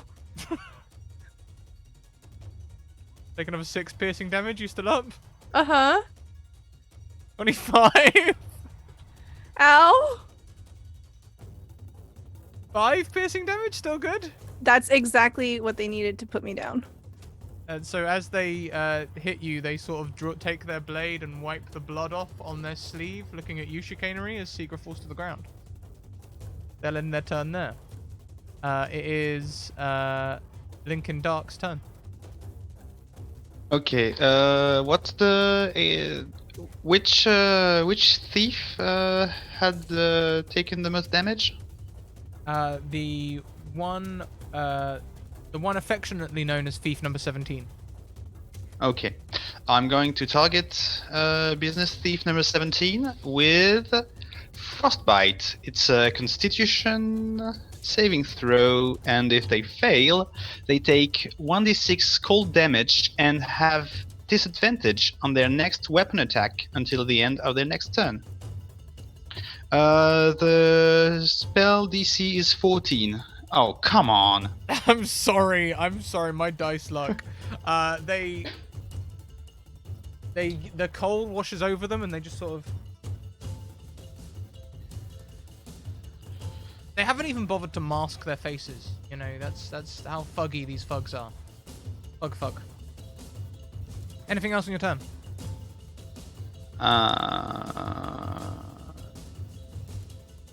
No, that's it. Okay. So the business thief shrugs off your attack. Etta, it'll be your turn next.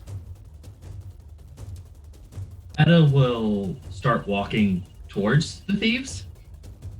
Oh, dear. Damn it. She'll walk up to Seegra and start pouring a potion on her wounds to cast Cure Wounds. Now that will put you in close proximity to the thieves who have identified you as the healer. Are you okay with that? She is very okay with this, because she's going to look at Seegra as she's revived. If things get out of hand, take me down too, eh? And she's going to sip a black potion she'll pull out of her bag. Okay. So It might be, as her bonus, it might be time for Dr. Henrietta Jekyll to step aside for a little bit. And you know what? Mr. Hyde, take care of this. This makes perfect sense as well, because in D&D Beyond it says that taking a potion is an action, but I also have it on good authority from the D&D staff that a potion is 35 milliliters, which is a shot. And we all know that taking 2 shots is a lot easier than taking 1 shot, right? So if your first action is to take a shot, the second action to take a second shot would definitely be a bonus action. Yeah, we've all been there, right? Dun. That's a bonus action, definitely. Standard Little John action. Shots. Exactly. So, Seegra. 6 seconds. 6 seconds to take 2 shots. Easy. So, Seegra, you can regain 2d4 plus 2 hit points. And is that correct? Is it just a standard healing potion, sorry, Etta? It's technically Cure Wounds disguised as a potion because she's an alchemist. Gotcha. Yeah. So you receive 5 points of healing there. And Etta, what is the effect of your black potion? Does it come into effect right away, or do we need to wait till your next turn? It's a bonus action because she is a level 3 alchemist and a level 1 barbarian. And this is how I have her raging, is by going from Dr. Jekyll to Mr. Hyde. I love this. Okay. So her skin turns green, her eyes turn red, and her body grows larger. As she turns around, my turn, and pulls the great club off her back. Had that thing been there the whole time? Fantastic. Okay, you pull off this great club. The thugs sort of look at each other and then look back at them like, huh? Maybe they're not either. I don't know. Next up is business thief number 6, who was aiming a crossbow at you, but now instead turns and fires at Lincoln Dark. Does a 13? No, you mage armored, right? Oh, muted. Yes, I am. Yep. So that bolt will miss you. Maybe the magic does something with the arrow. How does this look? It looks like the bolt should hit, but there's a purple shimmer around my body, and the bolt seems to scrape across the shimmer, and just thunk gets in the stair behind me. Dang. Yeah. Beautiful. The business thief sort of looks at you and cocks their head a little. And it will be the newly reawakened Seegra's turn. Ooh, Seegra. Wait a minute. Sorry. Yeah. I have a reaction for this. Yes. I can cast Hellish Rebuke. Hell yeah.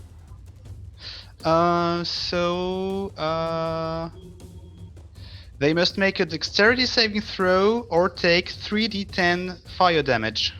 Okay, dexterity saving throws, the thief's speciality. What's the DC? 14. Okay, here we go. Oh. Unfortunately, they pass. Is it half damage or no damage? Let me see. Half as much on a successful saving throw. Okay.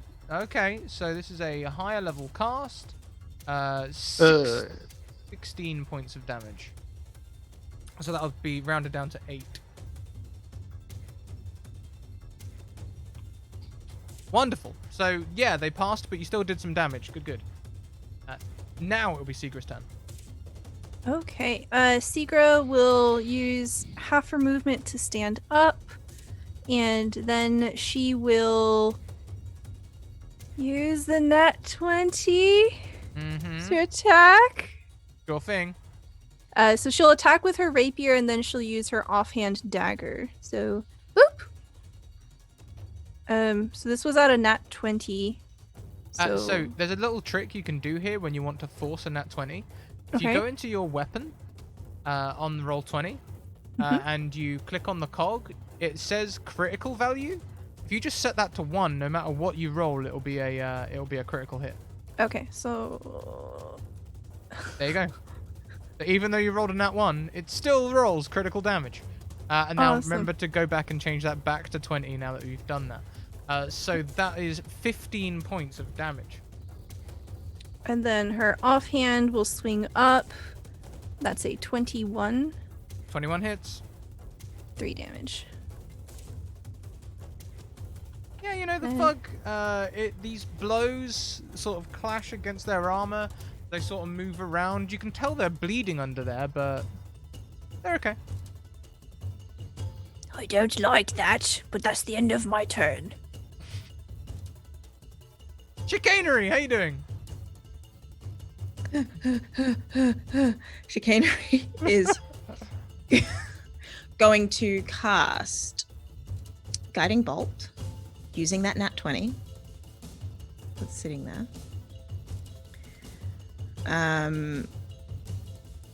Which is 10d6. Oof. Which one? One that hasn't been hurt yet. The one that hasn't been hurt yet. Okay. Yep.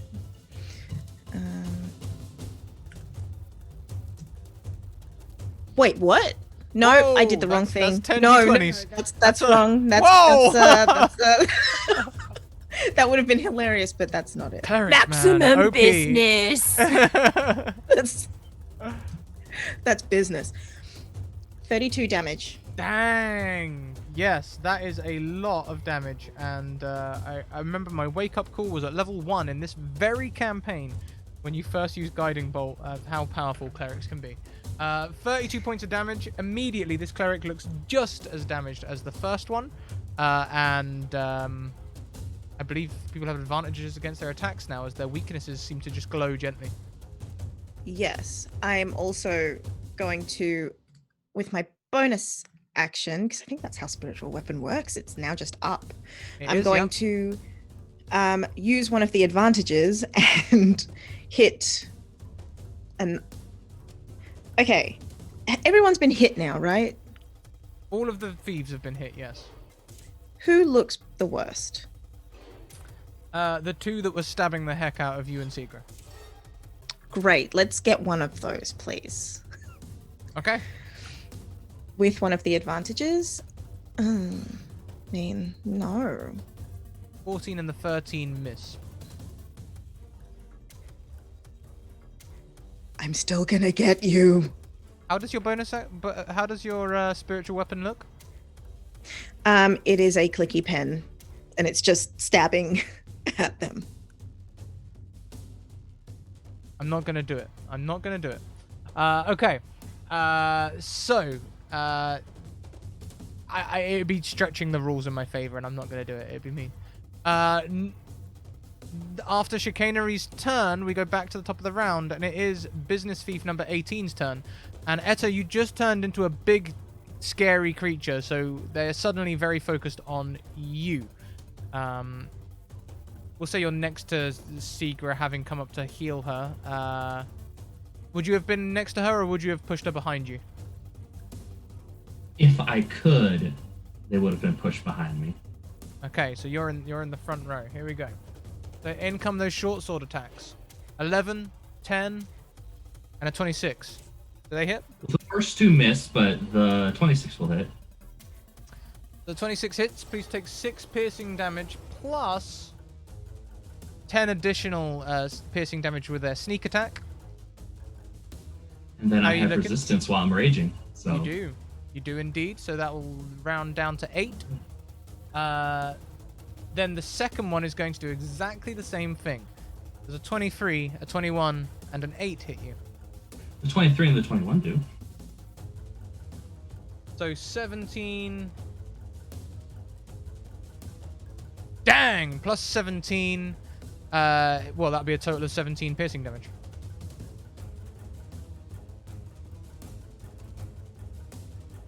That is the two business thieves up front. It is Lincoln's turn next. I'm starting to really get tired of this, and I will use my last spell slot to cast Command on the two business thieves that are trying to pierce through Etta. So it's a Wisdom saving throw, and if they fail their saving throw, they obey my command, which will be grovel. I like this. On its next turn. Okay. Fail. Success. So one of them at least has definitely failed. I assume the 19 is a success. That beats your DC, right? Yeah, the DC is 14. Okay, yeah. So one of them fails, the other one succeeds. Anything else on your turn?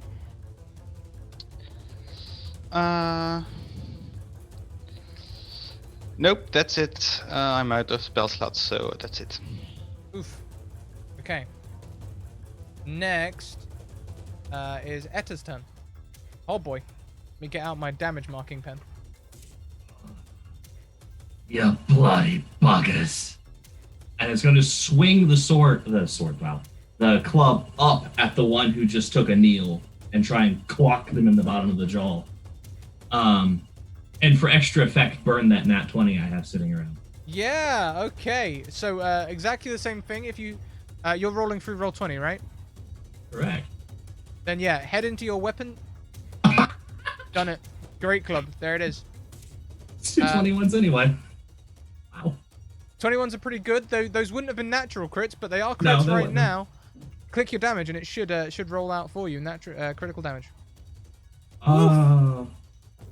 13 points of great club Yeah. damage. On the one that's kneeling. 34. 4. Does damage break command, or do they I believe they still have to follow the command, right? Yeah, it doesn't say anything about damage. They're going to carry on trying to grovel. And There we keep them like this. This is perfect. Anything else on Etta's turn? I'm pretty sure I don't have the ability to do a bonus action once I rage, because I don't have any melee attacks that have bonuses. So, no. Okay. So then, Master Thief number 3, or Business Thief 6, sorry, is going to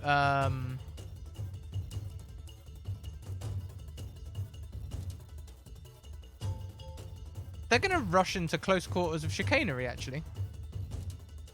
And chicanery. In come those attacks. 11, 23, 9. 23 only? Yep. Please take 10 piercing damage. As their Ow. sword darts in and out of their hands and then disappears away again. After them, it'll be Seegra's turn.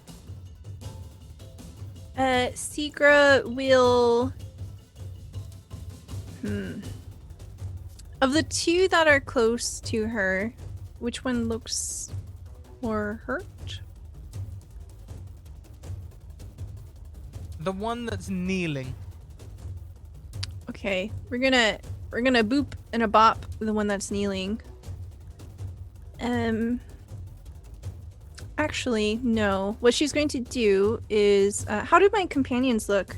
Does anyone look like they're really, really hurting? I have 9 out of 41 HP.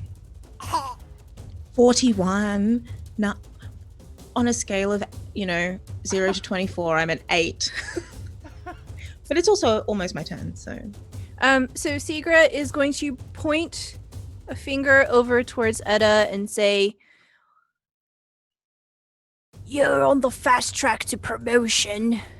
and cast Healing Word at level 2.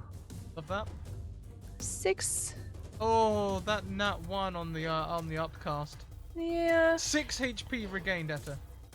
And then she will cast Dissonant Whispers on the one that's kneeling and say, This is bad for business. You should be ashamed of yourself. I'm gonna give them disadvantage because they're already groveling. Okay. So 9, they fail, okay, taking 7 psychic damage. awesome. And that will be my turn. Fantastic. After Seegra, it is chicanery. Chicanery is going to slap their own chest and just cast Cure Wounds. Regains 7 HP. Okay, good. And then use the... Try and hit the one in front of them with that spiritual weapon. Spiritual weapon comes dashing over heads. But, okay, it happened faster than I thought. I was going to use one of my advantages, but... You no, can it's totally okay. use one of your advantages. I'll let you. Okay. Meets beats. The pocket pen just about finds a gap in that armor, and it strikes true, dealing 5 force damage. This one looks the healthiest of all of them. That is my turn.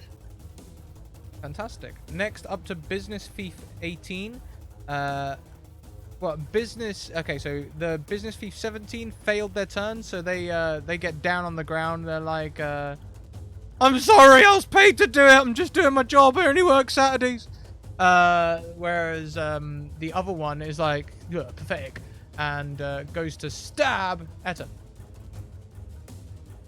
Unfortunately, I'm not going to give them any sneak attack abilities. Their groveling friend is not in any position to give them any sort of advantage in this fight. I think, does a 17 hit? Yeah, 2 of those hit. Okay. So that'd be... Ooh, I'm mathing quickly. 14 damage. Are you still up? 7 damage. You're raging. Oh yeah, still fine. At half of what I was just at, and with only 8 HP left, but alive. You're doing great. You're doing great. You know, it's Lincoln next.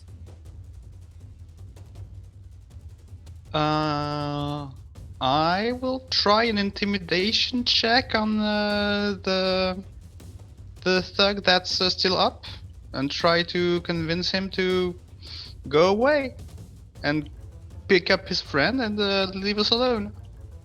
Okay. Give me an intimidation check.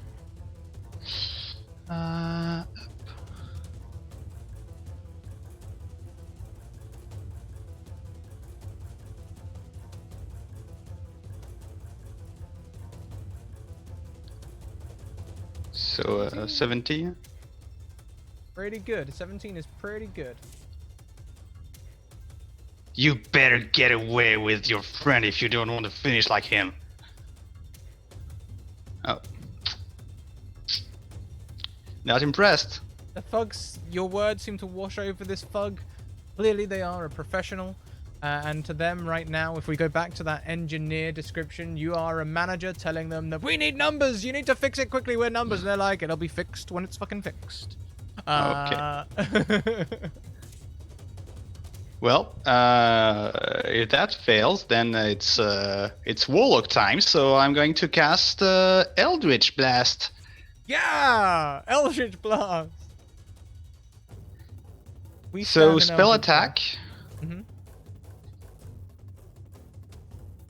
A 14 is just too little to hit.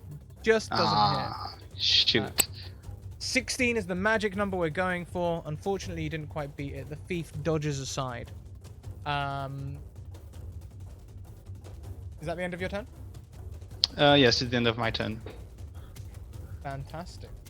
Then next in the turn order is Etta. I'll leave that open. How badly beaten does the one who's not kneeling for? About half as much as the one who is kneeling. We're going to grapple the one who's not kneeling. Okay, this will be opposed, your athletics versus their athletics or acrobatics.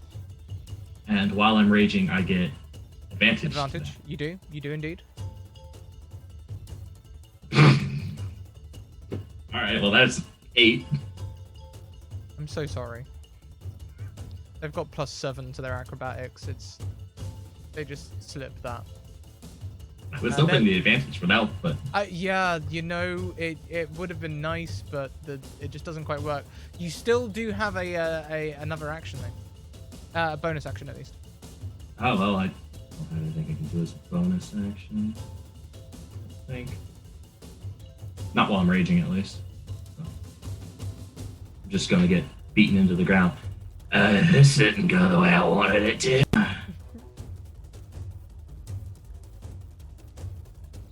They very professionally say nothing, saving your dignity. Next is Business Thief number 6. Business Thief number 6 is going to carry on attacking chicanery. It seems to be going well, you know. 25, 8, 13. Only one of those hits. Please take another 7 piercing damage. Stop doing that. I'm being paid. What if I pay you more? If it's any consolation, I won't kill you. That's some consolation, yeah. Just business. I understand. Next is Seeker's turn. Hmm.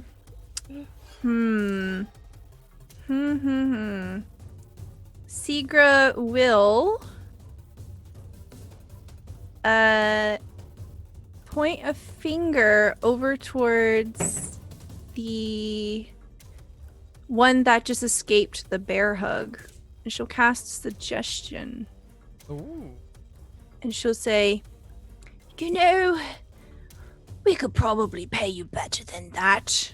Why don't you get a real paycheck?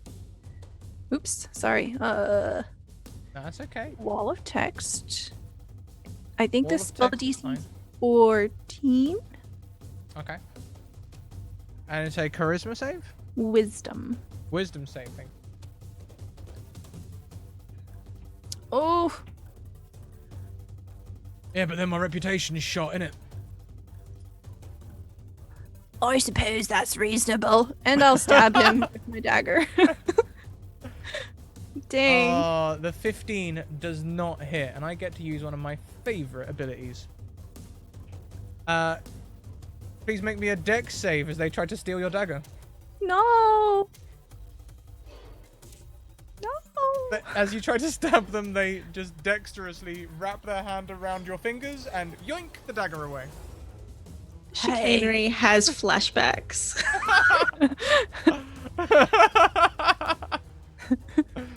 Hey, that's a crime. And that's the end of my turn.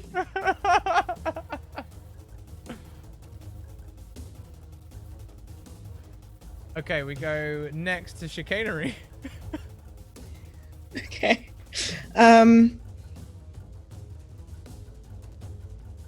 We've already talked about this. I'll try not to kill you too. It's just business. I'm gonna cast magic missile. How many missiles? Dude in front of me. It's at first level, so 3.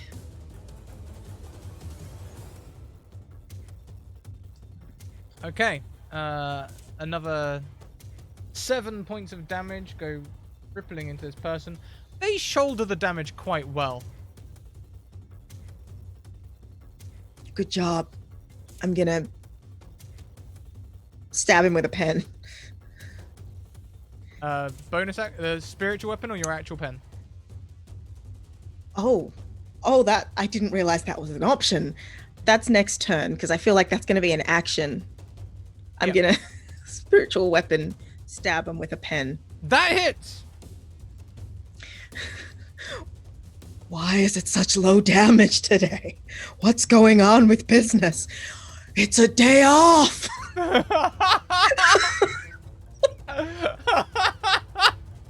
The day off does not suit the cleric of business well at all. No. It's because we're not wearing our suits. Oh, Converse, why?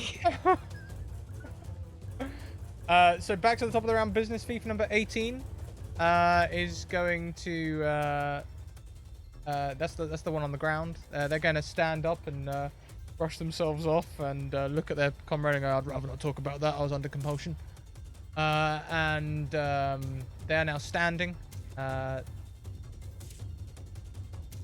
They just make a funny hand sort of like thing in front of Etta. They do something a bit, fluid with their hands. They're not casting or anything. They're just getting ready just in case.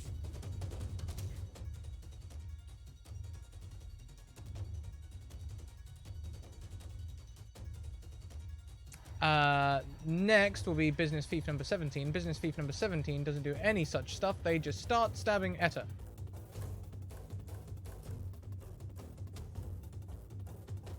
Oh dear. Oh, well, that hurts.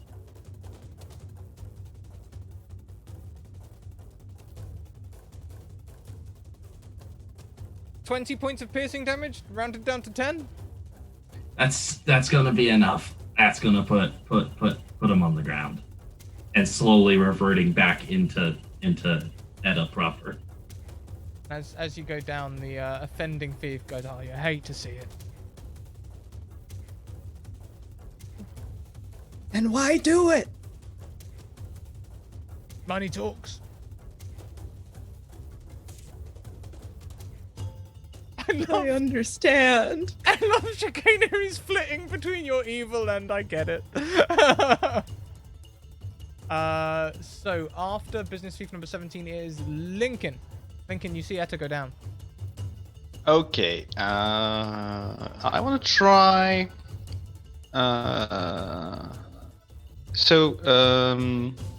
Business thief number 17 is better off than 18, right? 17 is currently worse off. 17 is the one that it was down and is now standing up. Okay. The other one, 18, is the one that 17 is the one that's hurt. 17 is the one that hurt badly. 18 is the one that's not so bad. Okay. I want to try to cast message on number 18. Okay. And make a deception check inside their head and say, hey, this is your conscience. You don't want to do this. You want to be a good family man. You don't want to be here. You have nothing to do here. Money is good, but you know what's better than money? Family. And that's what you should be focusing on right now. Okay, make me that deception check. Ooh, 23 is strong. I don't know if I can beat that. I cannot. Which thief was this? Number 18? Yeah, the one that was the in best shape. The one that stood up, but they started making funny hand motions, and you see them sort of hesitate, and they're stopping and sort of... You can sense deep introspection from them. Anything else on your turn?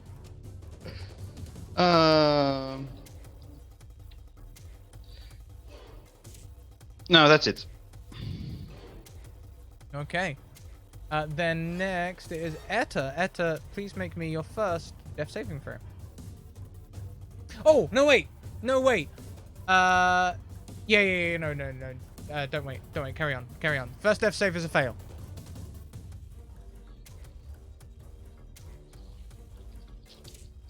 I'm sorry. Please mark one failure on your failure track. Next is business thief number 6. Business thief number 6. Chicanery, batter up. 21. Ow. 10. 24. Ow. Oh, she's down. As you go down, he takes the blade away and holds your shoulder and lets you down to the ground gently. Just business. Thank you. Yeah, thanks. Next in the turn order, it is Seegra's turn. Seegra will slap a hand on Etta's shoulder and say, You don't get paid for overtime. Please get back up. and she'll cast Cure Wounds at level 2. That's my last level 2 spell slot. And then she'll cast Healing Word over towards Chicanery and say, I need help delegating things. so that is 13 hit points to Etta and 6 to Chicanery, please. And that's my turn. Perfect. The two of you are back up, and they obviously you two have been gifted nat 20s from chat as well. Holly's coming in saying, Chicanery, you can survive, and Zombie Fighter gifting one to Seegra. Next is Chicanery's turn. You're freshly up with 6 beautiful hit points. Well, you're on the ground, but you're up. I'm on the ground. How hurt is business thief number 6 looking? Honestly, not a lot.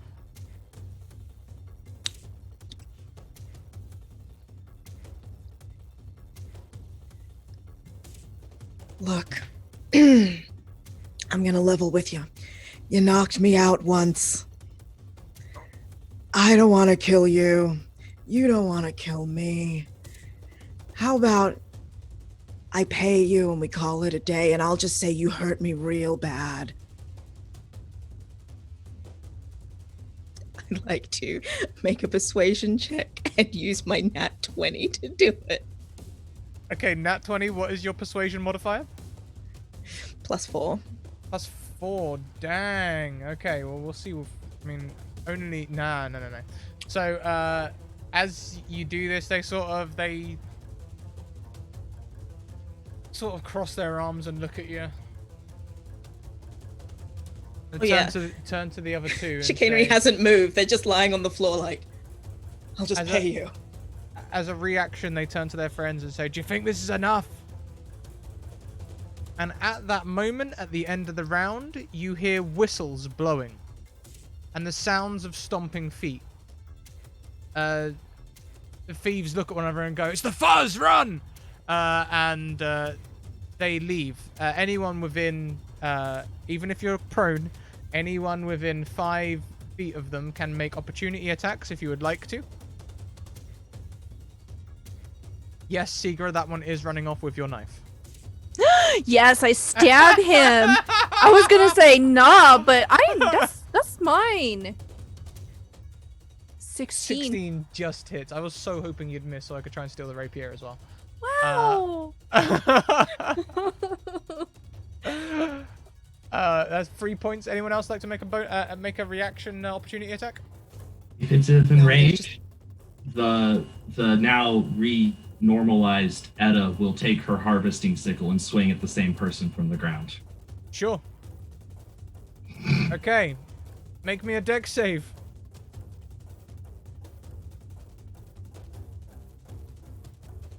Oh dear. Oh well, I guess I have another one at home. As that harvesting sickle comes out, they sort of kick it out of your hand, pushing it along the street the way they are going, and they sort of dive on it and roll, and when they roll back up, the sickle is no longer there.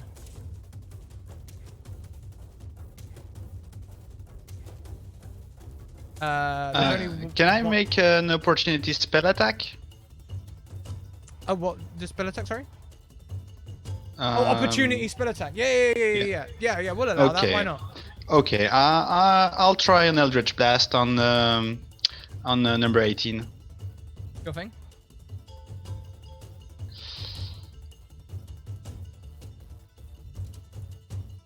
Oh, critical hit. You hit them in the back as they're running, and they do a full tumble into like a market stall. And that stall sort of turns over to the chagrin of the owner, and they flee looking pretty worse for wear. Thanks to this attack especially, anyone seeing them flee might think that they'd been seen off. There's only one person who can make an opportunity attack left, and that's Chicanery. No, you're doing your job. So they exit. Onto the scene comes 3 familiar faces. Captain Mergen Truff, Orvis Torval, and Roskol Bosch. The 3 guards that you met way back, Seegra and Chicanery. Well, actually, Seegra didn't meet them, but Chicanery did. Back when you were investigating the sinkhole.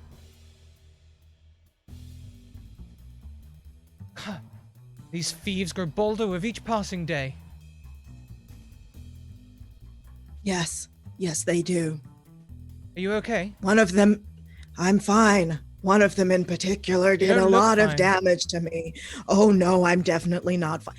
Chicanery hasn't moved. Chicanery's still just lying on the floor, staring up at the sky, wondering about life. Yeah, business is a fickle deity. That's why I love her. Stands up. Seegra is moving over towards Edda and Lincoln and fussing over them. Are you okay? Don't worry. We'll get you some hazard pay for this. We take good care of our employees. That'd be nice, dearie. I'll just have one of me potions real quick. Well, Lincoln Dock, the Desecrator, doesn't say anything, but considering they haven't been hit during the whole fight, they consider that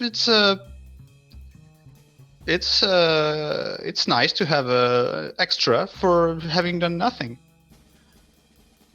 Oh, that's really, really bad profiteering from the situation, Bob. Why do you do this, Bob? That's not nice, Bob. Oh, shut up! And everyone can hear "shut up," but they don't understand why I said it.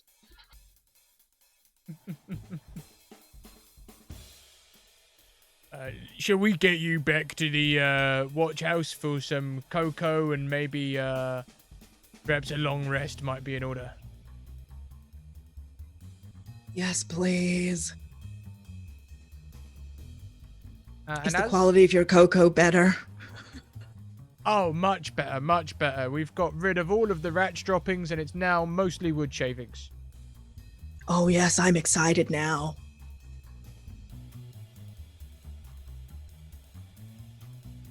We were very grateful that you sent Edith around to show us how to make cappuccinos. Now it's very frothy too.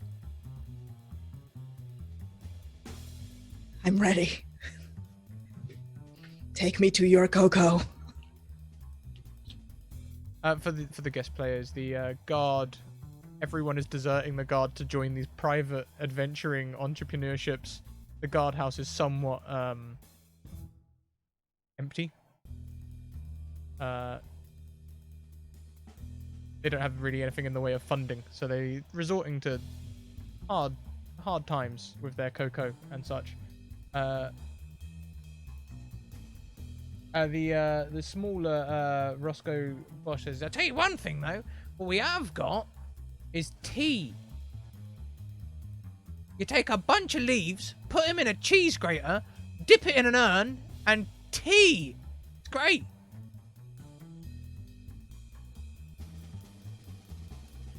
Do you just pick up the leaves off the ground, or do they come from...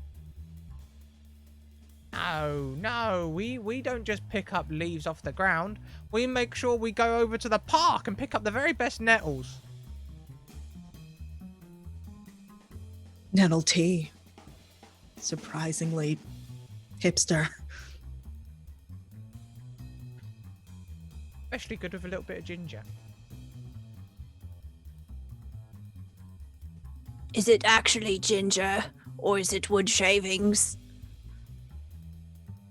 Funnily enough,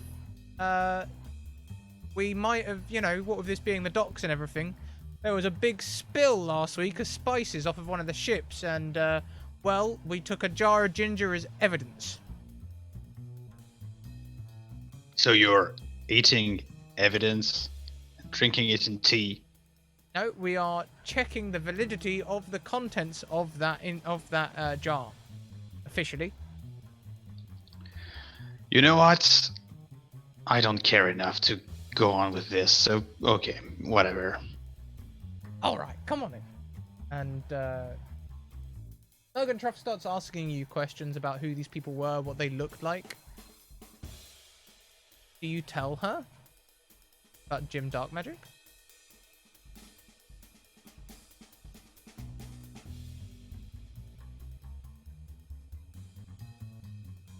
Seagra whispers to Chicanery. I don't think that we should say anything about Jim Dark Magic. We can use it as leverage. We don't want him running away. I want that pipe for myself. No, not at this point. Is the answer to that question. We flash back to the conversation that Jim Dark Magic was having with these thugs for a moment. Jim says to the thugs, "Look, I don't want them killed, alright? I just want them belayed for a little bit, so they're a little late for their meeting with Omen Dran. Alright? They're pretty tough, though. Don't mess about. If you mess about, they'll probably take you. And, report to Luskin when you're done." the secret HQ and get them bloody Dran Enterprises logos on your uniforms. And that's when you guys sort of came in. The last scene before we wrap up everyone's session today. Jim Dark Magic walking away from the scene.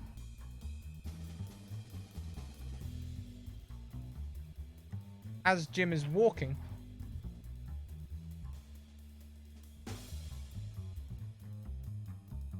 his body slowly begins to change. This is outside of character knowledge. Is it player knowledge now, not character knowledge?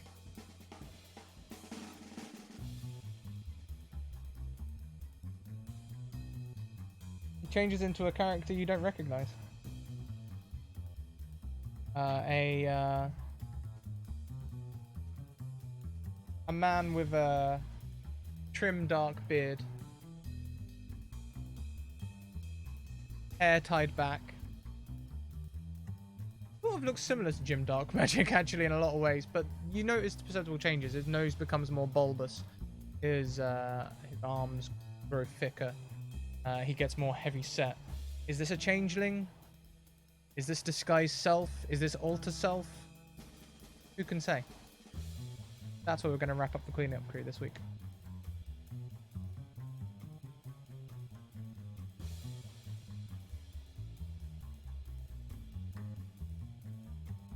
I'm sensing discomfort. No, excitement. Oh, excitement and concern. I love it. That's what I'm picking up on, the concern. Okay, let's go round and say goodbye to everyone. Tell us who you are, where we can find you, and all of the other things. And yes, thank you, Ember Egwene, for reminding me. When you all go to next pick up your Omen Dran Platinum X cards, your pockets have been thoroughly picked. Encounters with thieves, my friends. I know. So harsh, right? Let's go around and say hello to everyone. We will start with the wonderful Sean Telby. Hey, this has been amazing. You guys have been great. Thank you so much. I am Chantel B. You can find me at Chantel B on Twitter. You can find me at wordswithcolor.com, where I write blogs of all the characters that I play campaigns in, on, with, yes.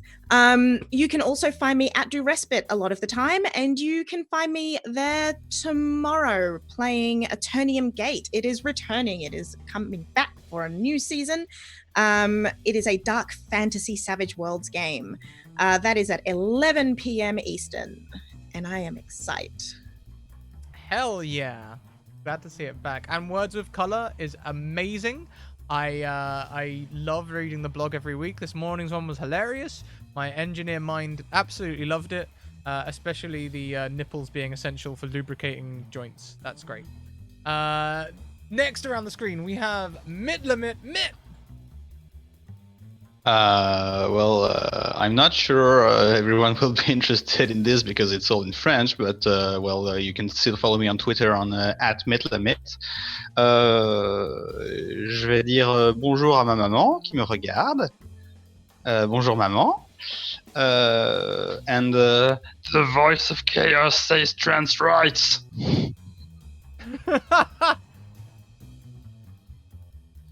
Hell yeah. Thank you so much. Next around, we have SEKSRD. It's Susan.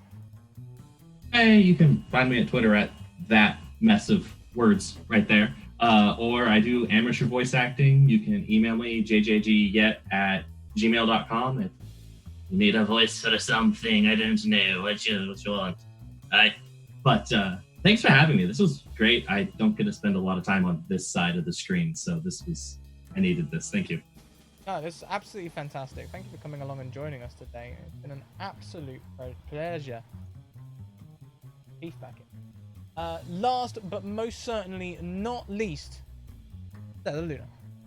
Hello, hello. I am Stella Luna. I am a variety streamer here on Twitch. I do things of the artsy-fartsy kind and various types of TTRPGs.